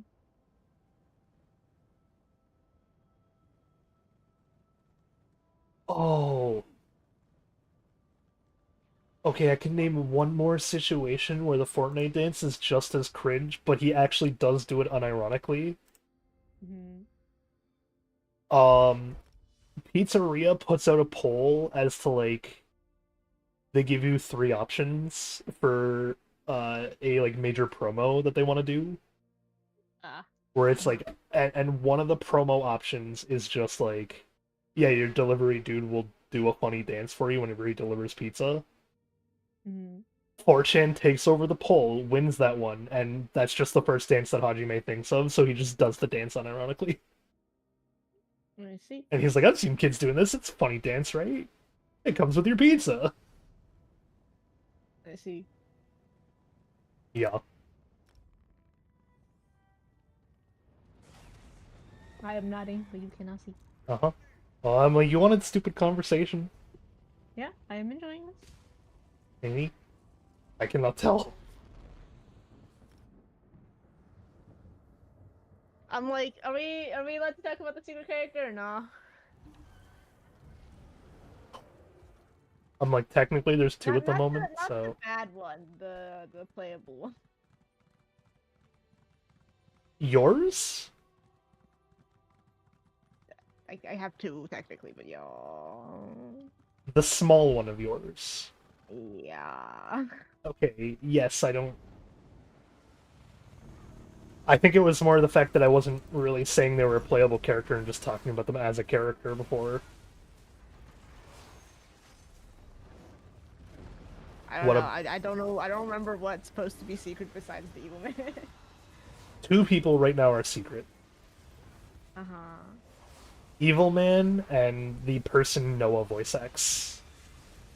Okay. Yeah.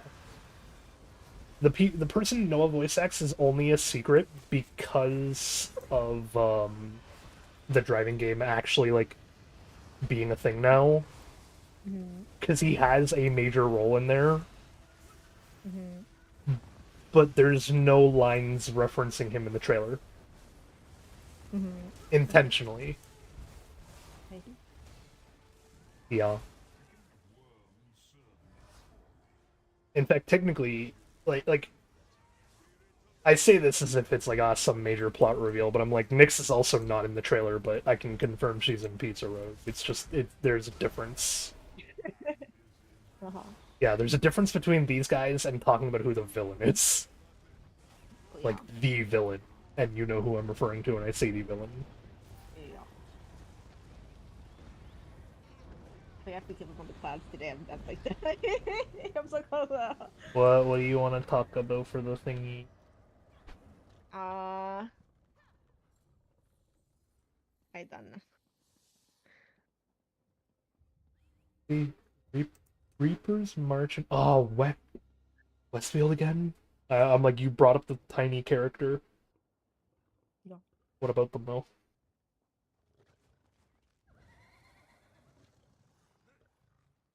It's it's like how easy or hard do you think it would be to pass up on them by accident or on purpose or whatever? You mean to pass, like to miss them? Yeah. In an entire playthrough? Yeah. I think it won't happen to the majority that they'll pass up on it, but it won't happen to literally no one. Mm-hmm. So like there is a small amount of people that likely could miss it, but I think the thing you need to take into account is not only the skill, but the amount of times that people unintentionally still actively go towards it. Mm-hmm. Because their unlock requirement can still be done unknowingly while still done willingly. Is there anything to promote that though, or It's just a average playstyle that some people enjoy or don't like. Like I do that playstyle in heckin' Have a Nice Death, right? does that count? Though? Yes. Okay. The thing I do with Have a Nice Death will indeed count towards the overall thing. Okay. It'll happen when that checkmark is hit, whether or not you actively made it happen, because it is the same like rules of the goal in the end, right? Like Yeah. whether or not you caused it to happen, it happened. Therefore, Okay. I guess the other problem is because we're referring to them in the way that you said as a playable character, I think that's going to be the harder part to miss, the easier part to miss. Yeah, it's I guess it's like how much will you clue into it? Oh, pretty heavily. Okay. I want the achievement thumbnail that you use to unlock said character to be the silhouette of that character with a rough description of how you get that character without spoiling it. Okay. Enough that people could look at the achievement and be like, look at the achievement, look at the thing in game of the silhouette of the yet to be unlocked character, and then they could just be like, shit, you know, I could probably figure this out if I piece together this unlocked person, this locked achievement, and this description of both. Does that make sense? Yeah. It's like I want them to kind of accidentally stumble in to learning about the character.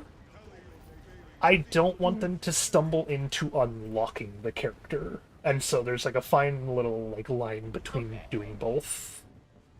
Okay. Yeah.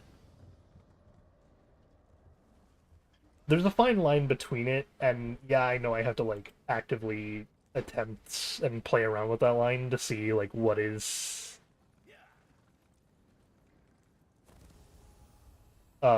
easier and what is harder to miss. Mm-hmm. Because like yeah, too it might also yeah be more obvious to say me because I'm literally Well, yeah, making the game. Yeah, we're literally making But like that doesn't mean I can't give it to say Poe Yeah. and be like, hey Poe, I want you to tell me how to do X thing in the game. Now that you know it's a thing in the game, can you tell me how to easily do it without actually doing it? If And I then you remember correctly, you wanted this game to be more difficult than not?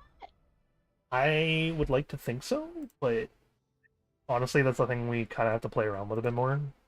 It's like of the roguelites you have played, where would you like to place it in terms of difficulty?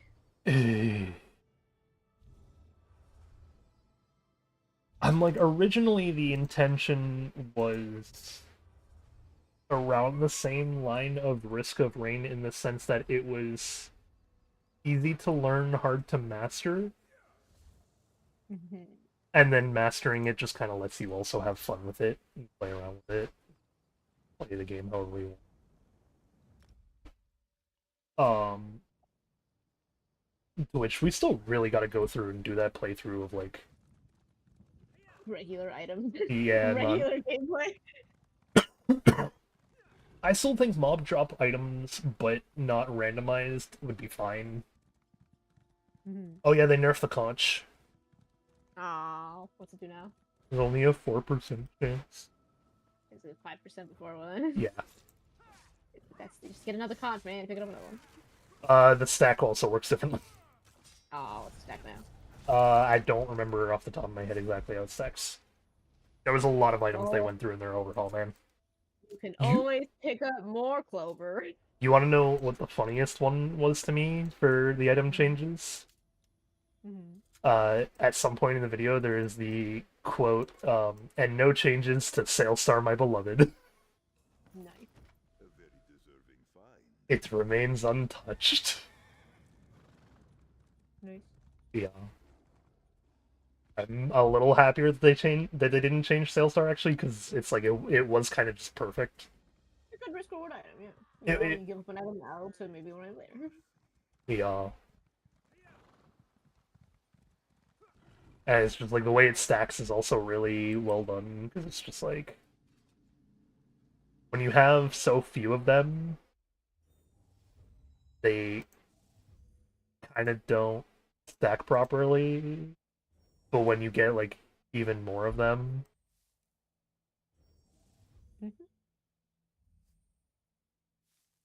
oh, what is this?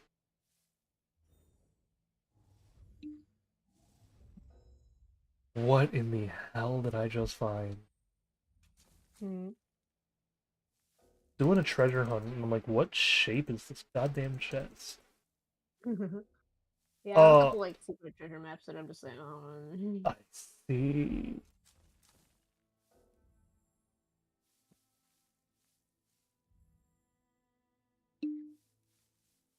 No. It's 2 blocks off anyway.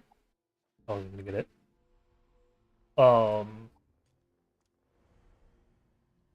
Okay, difficulty. You want to know difficulty of the game? I I think there is a right answer to this because like I despise the difficulty of say Binding of Isaac,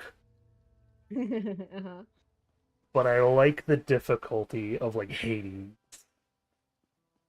before permanent upgrades. Yes, actually. Okay. Because I think Hades is different though because it's like the big thing of difficulty is going to come in the question of actually going to be our animations when you think about it. And it's going to be like, are the cues for certain things obvious, right? Like Risk of Rain, one of their biggest complaints right now was that their cues were in no way obvious. Which is why a bunch of like enemies actually got overhauls to their cues. Like there was an enemy we were running into before that unless you Googled, you just couldn't find out what they did. Oh, which one? I don't know what they like. We haven't actually seen their name properly either, because let's be honest, it's really hard to see the names of all these enemies. But I'm pretty sure it's actually the ones that drop the blue spirit fire thing. The blue spirit fire thing. My orange. The what? My orange. The orange that makes me me. Oh, yeah, okay. I'm pretty sure it's the elite that does that, but it's like originally it had nothing to it in terms of what they actually did. But what they were doing was not only healing, but also making other enemies in their vicinity stronger. They have gone through and not only like added an actual unique attack from them, even further help signify what they do and whatnot. But they've also like actually buffed how they work a little bit, so it's like they're more of a nuisance to deal with than before. Whereas like if you don't deal with them, once you learn they're in play, they can become really annoying really fast because they get stronger. I see. But the bigger overall takeaway was that beforehand those things had no cues, and we were playing on like uber easy, so we didn't know anything about them. As where with like Hades, you know what enemies do what. And you learn how to avoid them, and you learn their patterns, etc. Believe it or not, that is an actual difficulty scaling thing in games. Well, yeah. It is how hard is it to read what this person is doing and figure out how to avoid them. Yeah, I mean, you see me complain about Born of Bread we went through that. Yeah, exactly. Whereas like there is Born and Bred, and then there is Mario. And it's like those are two, or there's also Bug Fables and Born and Bred. And it's like they're two levels of difficulty in the same sort of scene, but they come down to sight reading. So I think my big one is that I want to aim for like Hades style sight reading. Okay. Of giving each enemy like a unique attack pattern, and then letting them randomize when they do the attack pattern, Mm-hmm. and having that be how to tell. Yeah, you wanted quality over quantity, right, for enemies? Yes. Okay. The big one is if you really, really, really want to get into how to do like the perfect difficulty, you take the lesson from Dark Souls and make a dancer. The dancer enemy? What do you mean? What? Like literally an enemy that dances, or what do you mean? It's their name is the dancer. Also, I found out why you can't see these stables. Uh-huh. Remember that one set of stable thing?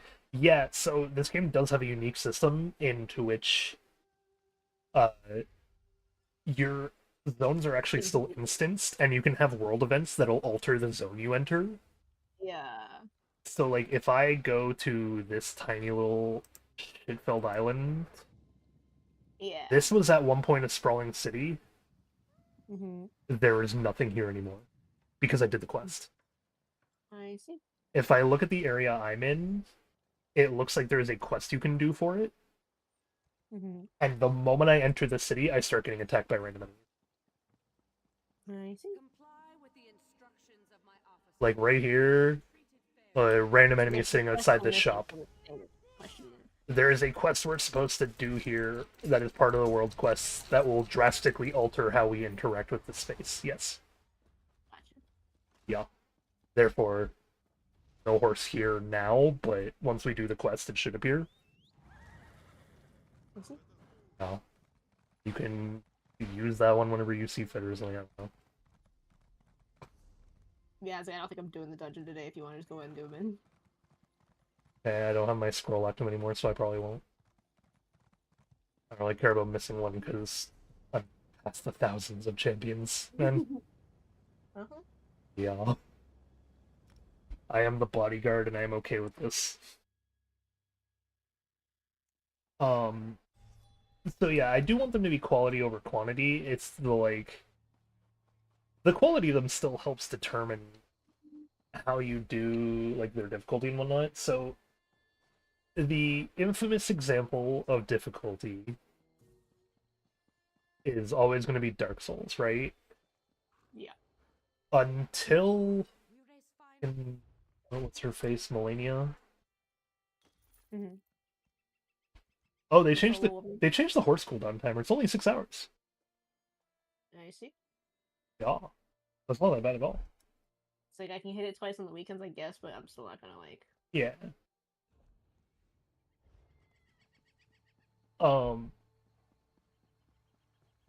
So until Melania from Elden Ring, the hardest boss to date was easily Dark Souls 3's The Dancer. That is their name. And they changed a few things about her as opposed to literally every other boss in the game. And it made it a real curveball. The biggest one being her attack pattern is it's more flowing than all of them. There is not many pauses in her dance that you can use to close in the gap and attack her. Additionally, one of the biggest secrets they did is that all of their bosses are in 4/4 time. Like the music that goes along with the bosses are in 4/4 time. The dancers is in 3/4 time. And so the music that's playing while you're watching set attack pattern is even harder to sight read because you've been going through the entire game with this 4/4 timing. Now you're seeing a boss that attacks in a pattern like no other, with music that has drastically changed, but on a very subtle note so that you can't easily read and predict what's happening. Mm-hmm. The ultimate lesson of this is if you really want to make something hard, change it up for a boss or two. And so, like, what I could do is have the normal bosses and everything that have their, like, sight reads and whatnot. And if I wanted to up the difficulty, I just change a little bit of their attack patterns.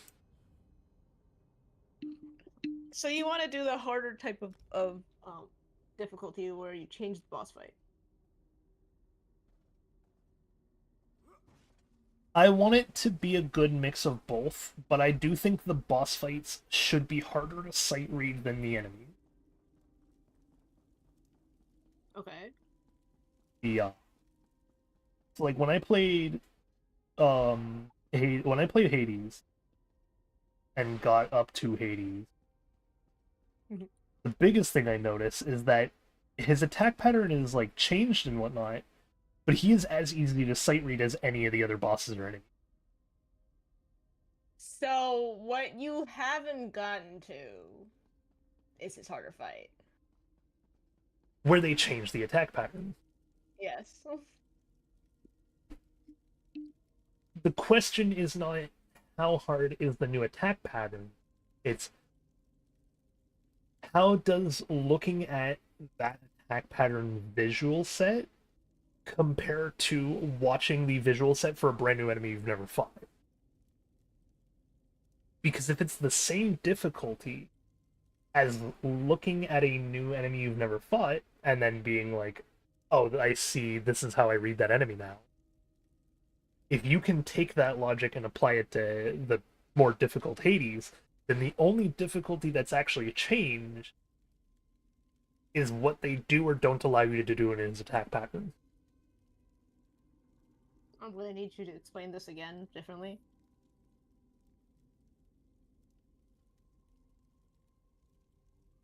What are the give me the names of some common Hades enemies then. Bro, I don't know what they're called. Okay, I'll use a different boss for example then. Let's use Hydra, the snake boy. Yeah. When you look at Snake Boy and watch his attacks, you can figure what his attacks do pretty easily by looking at them, correct? Mm-hmm. When it gets hard, the only thing that changes is what attacks he does in what order. Right?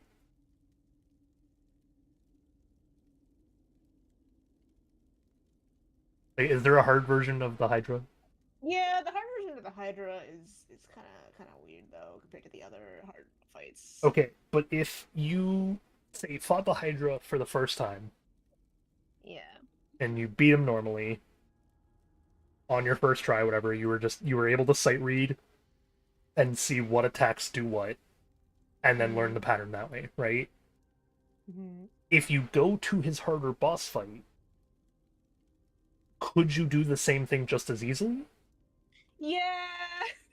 Okay, there you go, perfect. That is my example with Hades. Is that you can take that same logic and apply it to every enemy in Hades.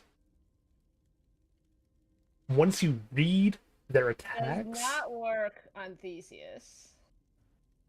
I don't remember which one Theseus is. He's death. It's the guy who yells at you all the time. Oh, the Minotaur dude? Yeah, well, not the Minotaur, it's the guy who's with him all the time. Yeah. Yeah. So, but okay, you can see how he's a little bit harder only because his pattern is a little different, right? Yeah. So that is one style of difficulty. Make the pattern a little more difficult, but make it just as easy to read. Mm-hmm. The other style of difficulty... The problem with I see where you're going with this. The problem with making patterns harder to read in a roguelite is that it becomes I'm gonna spend 1 hour on this run just to die at the very end because I couldn't sight read this one attack. Oh no. And that's not very fun. But there's a difference in making it harder versus making it impossible. Mm-hmm. Like, For example, when Theseus does his archery attack thing, he gives you one of two things. He gives you the big fucking off line, or he gives you the big bubble of like arrows coming from the sky, right? Yeah. There's a difference in sight reading that on how early versus late you can actually read that he's doing the attack. For example, Easy Theseus might do it where the moment he says, I'm going to do this attack, let me charge it up, you start seeing said red line, and that red line, big fuck off beam, stays until he then shoots the arrow, right? Yeah. If you want it to be harder, you can have it do a thing where instead he screams out, I'm going to do this attack, or something of similar note, draws back his bow, and for a couple seconds before he shoots it, as well as just after he shoots it, obviously, that's when the red line appears. It's not as easy because you have to still look for that red line. It's when you have to look for that red line that changes. Okay. He is still harder to read, even though the attack pattern has stayed the same, because he might have like a little bit of a delay in when that red line shows up. I see. Because he might have screamed, I'm going to do the attack, but until he is like midway through pulling back the bow and getting ready to do the attack, the red line hasn't shown up yet. So you haven't had the big obvious clue of, oh, I need to dodge now.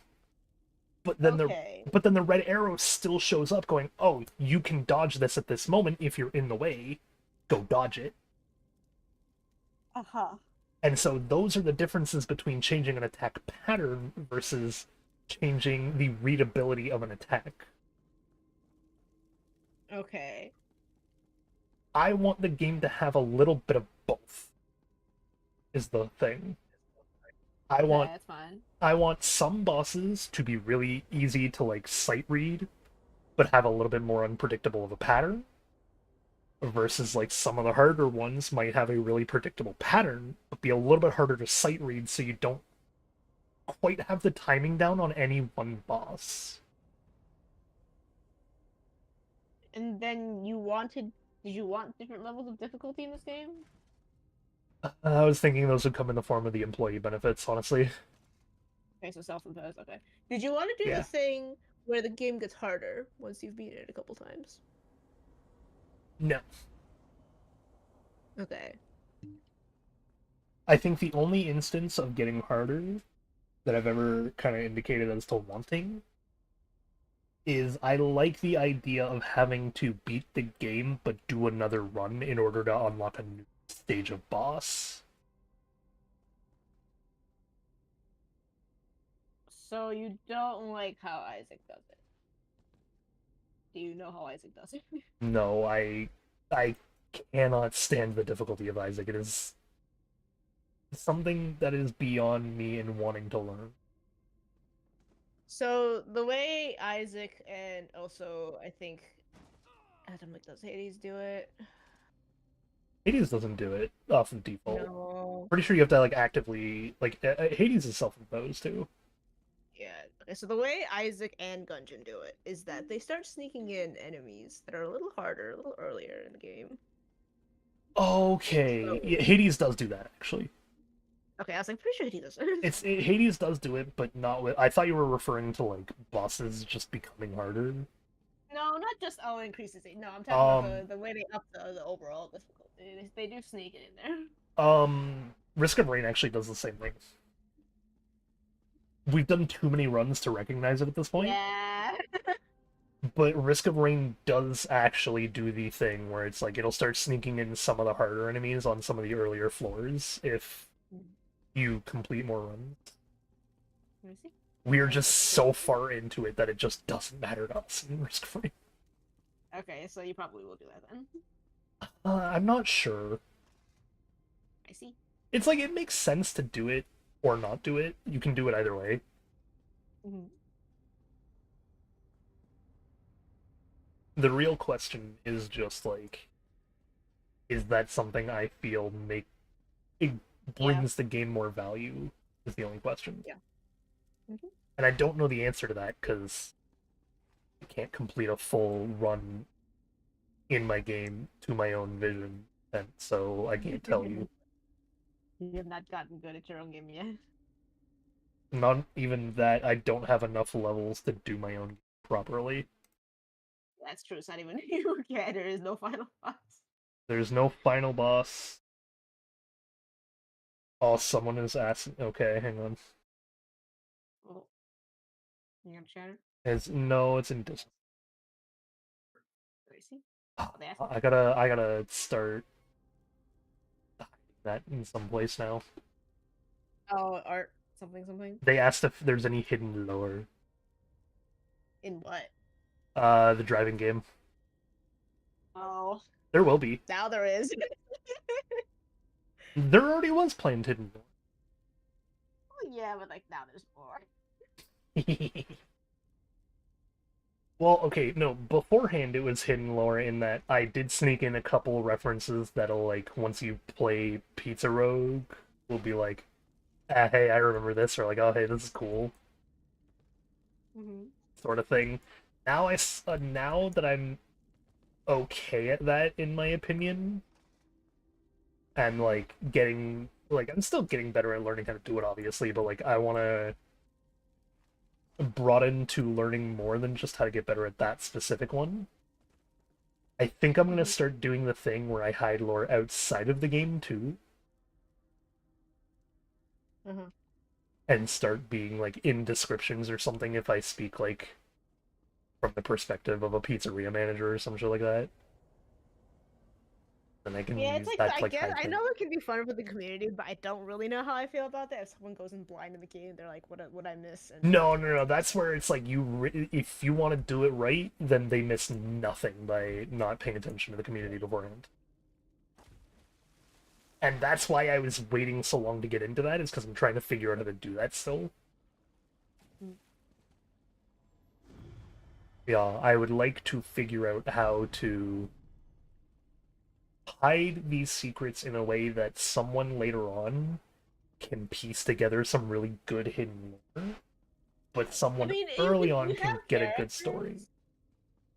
You have like actual characters with personalities and lives, and outside of the pizzeria before. So it's like you can start simple and just be like, Hajime walking his dog, and everyone's like, "Wait, he has a dog." Yeah, okay, but that's not the sort of thing I'm referring to where it's like Yeah, I know you want to do the little secret puzzle thing. no, okay, so ultimate goal is to be able to have technically it's the ability to have two stories going.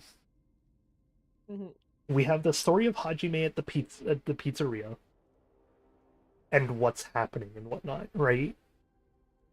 Why he's at the pizzeria, what he does there, what happens beginning, middle, and end of the game, etc.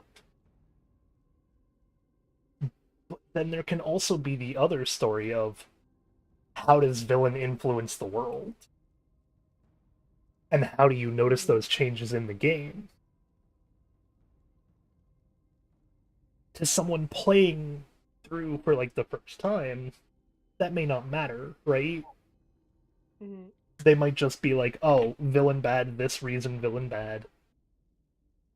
This is reason hero good. Here's how their story played out, here's how it all ended, etc. But then you can also hide outside of the game or in other elements of the game the lore as to like how the villain is actually influencing the world of the game. And that's the one that people can easily dive into and be like, oh my god, so he's doing this, which is why these enemies show up here. Or like, I forgot that this whole thing happened in that past game, and that explains why this is a boss fight at this one segment. I see. Or why this person says this line during a boss fight. It's like that line doesn't enhance anyone but the person who heard the previous dialogue. But it doesn't sound like confusing to anyone who's hearing that line for the first time, right? Is if you want to use the dog reference, is like there's that whole meme of like she come to my house, she kicked my dog, that old thing. Uh-huh. It's like, yeah, if that person was a villain later on, but you had only ever heard them in the audio file of like her kicking the dog as an audio file, and then when you fight her later, you hear her voice and she references kicking the dog. Yeah. Then it comes into key play where the player goes like, "Oh my god, that's her! That's the dog kicker." But then the first time they hear it, they don't think, "Oh my god, that's the dog kicker." They go, "Oh my god, you kicked a dog?" That's so mean.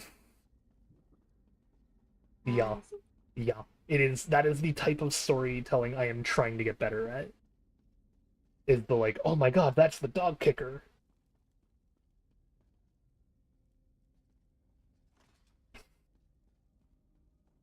I don't think I'm gonna do the thing of sneaking in harder enemies earlier on. No? No, and I think the core reason is we're going for quality over quantity of enemies, Well, yeah. which means I want to have them scale their difficulty appropriately anyways. Which means it shouldn't scale to your overall runs, it should scale to each individual run somehow. Right? Like, if you start having tens of thousands of health, maybe enemies should start doing a little bit more damage. Well, that's just a like late game timing thing, also though. Well, yeah, you can put it in late game timing, but I'm saying you could also put it in early game as like a If you get really lucky, too bad the game's harder. kind of, yeah. But it could also be a thing where, like, in ours, you can purchase items in the break room, right? Punished for being too good. You could also be punished for sitting there and farming for 4 hours and then buying out the entire break room 40 times. Mm-hmm. Where it's like, yeah, you might be on level 2, but you have 57 items and have been playing for an hour. Of course it's going to be harder.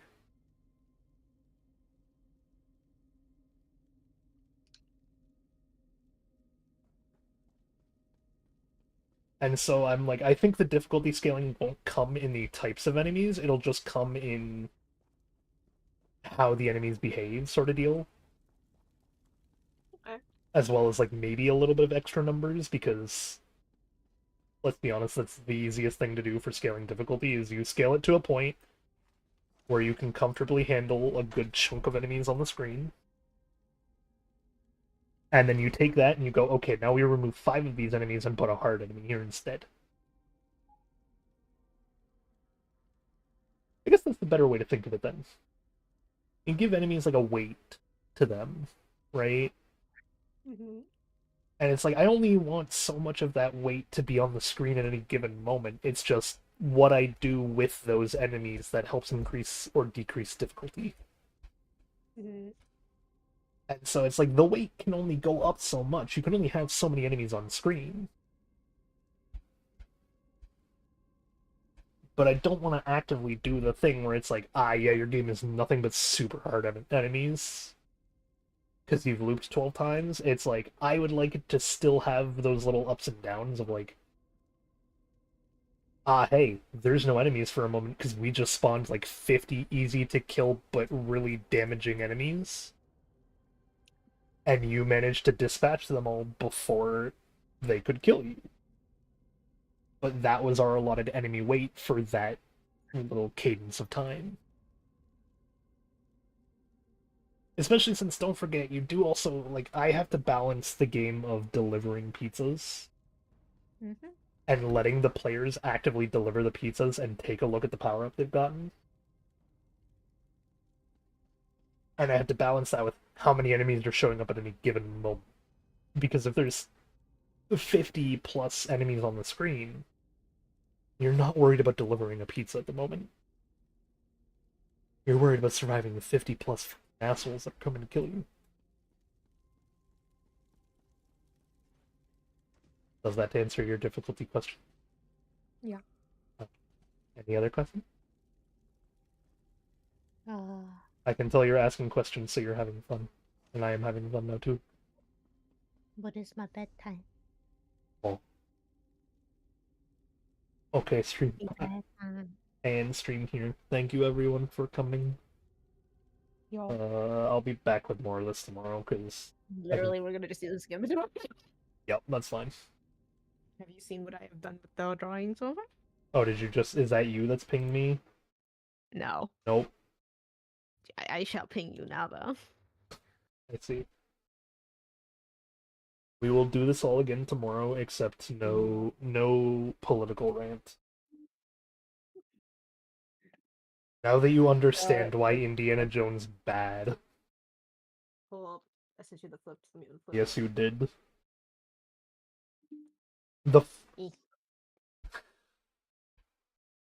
I love and hate this one little effect that flipping it had. What? Okay, just by flipping it, you went from a scene that looks like super menacing and kind of threatening to like this calm beach vacation picture. What? It's like, I don't know what it is, but on the flipped version, it looks like the clouds are like marching at you. Like it's like, it looks like it has like an invasion sort of like, what's the word? There's the sea. Composition. Yeah. Yeah, it looks like it has like an invasion composition when it's flipped, and then when it's not flipped, it does just look like relaxing clouds. Well, cause when you us Western humans read from left to right, so when you look at the top one, the flipped one, it goes from small clouds to big clouds, and you're like, oh, why are they getting so close? I see. But then when you look at the bottom one, it goes from big clouds to small clouds. So you're I- like, oh, looking out into the horizon. You know, Nice, you know what doesn't help it either?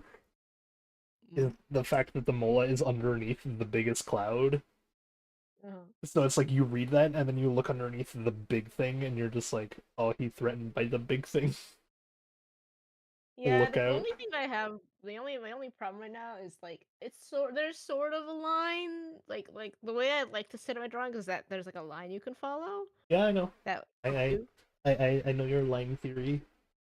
So right now it goes from big cloud to sun to like the ocean below where the sun hits the ocean, so like Mola kind of gets passed up on. But it like kind of leads to it, but it also kind of splits, and it's just like. It's. I think the problem is that you're looking. The lines are kind of giving the wrong impressions right now because the lines I see are like the line between the big and small cloud, which does point me to the sun, and then the other line I see is the horizon. Yeah, which goes through Mola, so it kind of does. It's like there's multiple. But the problem with the horizon is that like I kind of want to follow the horizon, and then I see those yellow bits from the water that you haven't finished yet. I know it's supposed to be like the sunbeam on the water. Yeah. But it's like because it's not finished, I go to follow the horizon line and I go from left to right again, and then I get distracted at the yellow bits and I'm just like, wait, what was I looking at? And then I look back up at the clouds and see the sun. Yeah. So it's like once the mole is colored in, it'll probably help a lot because the bright green and sand color will also just pull you into.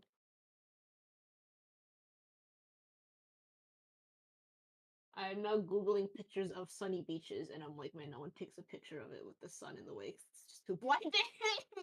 Nope. So I might delete the sun. We'll see. The sun is fine. I don't know. I really like having orb in my composition. If you have not noticed, I do enjoy a good orb. Do enjoy the. Okay, chat. We'll be back tomorrow. Probably working on this one so I can like finish it. Maybe. Hopefully. Well, yeah. You can follow more. Goodbye. Alright, Chad, I'm also leaving. I hope you had a good one. I'll be back with this again tomorrow too, because I can look like a pirate and play with a necromancer now. And I enjoy that. That being said, join the Discord if you want more. That's where I'm most active.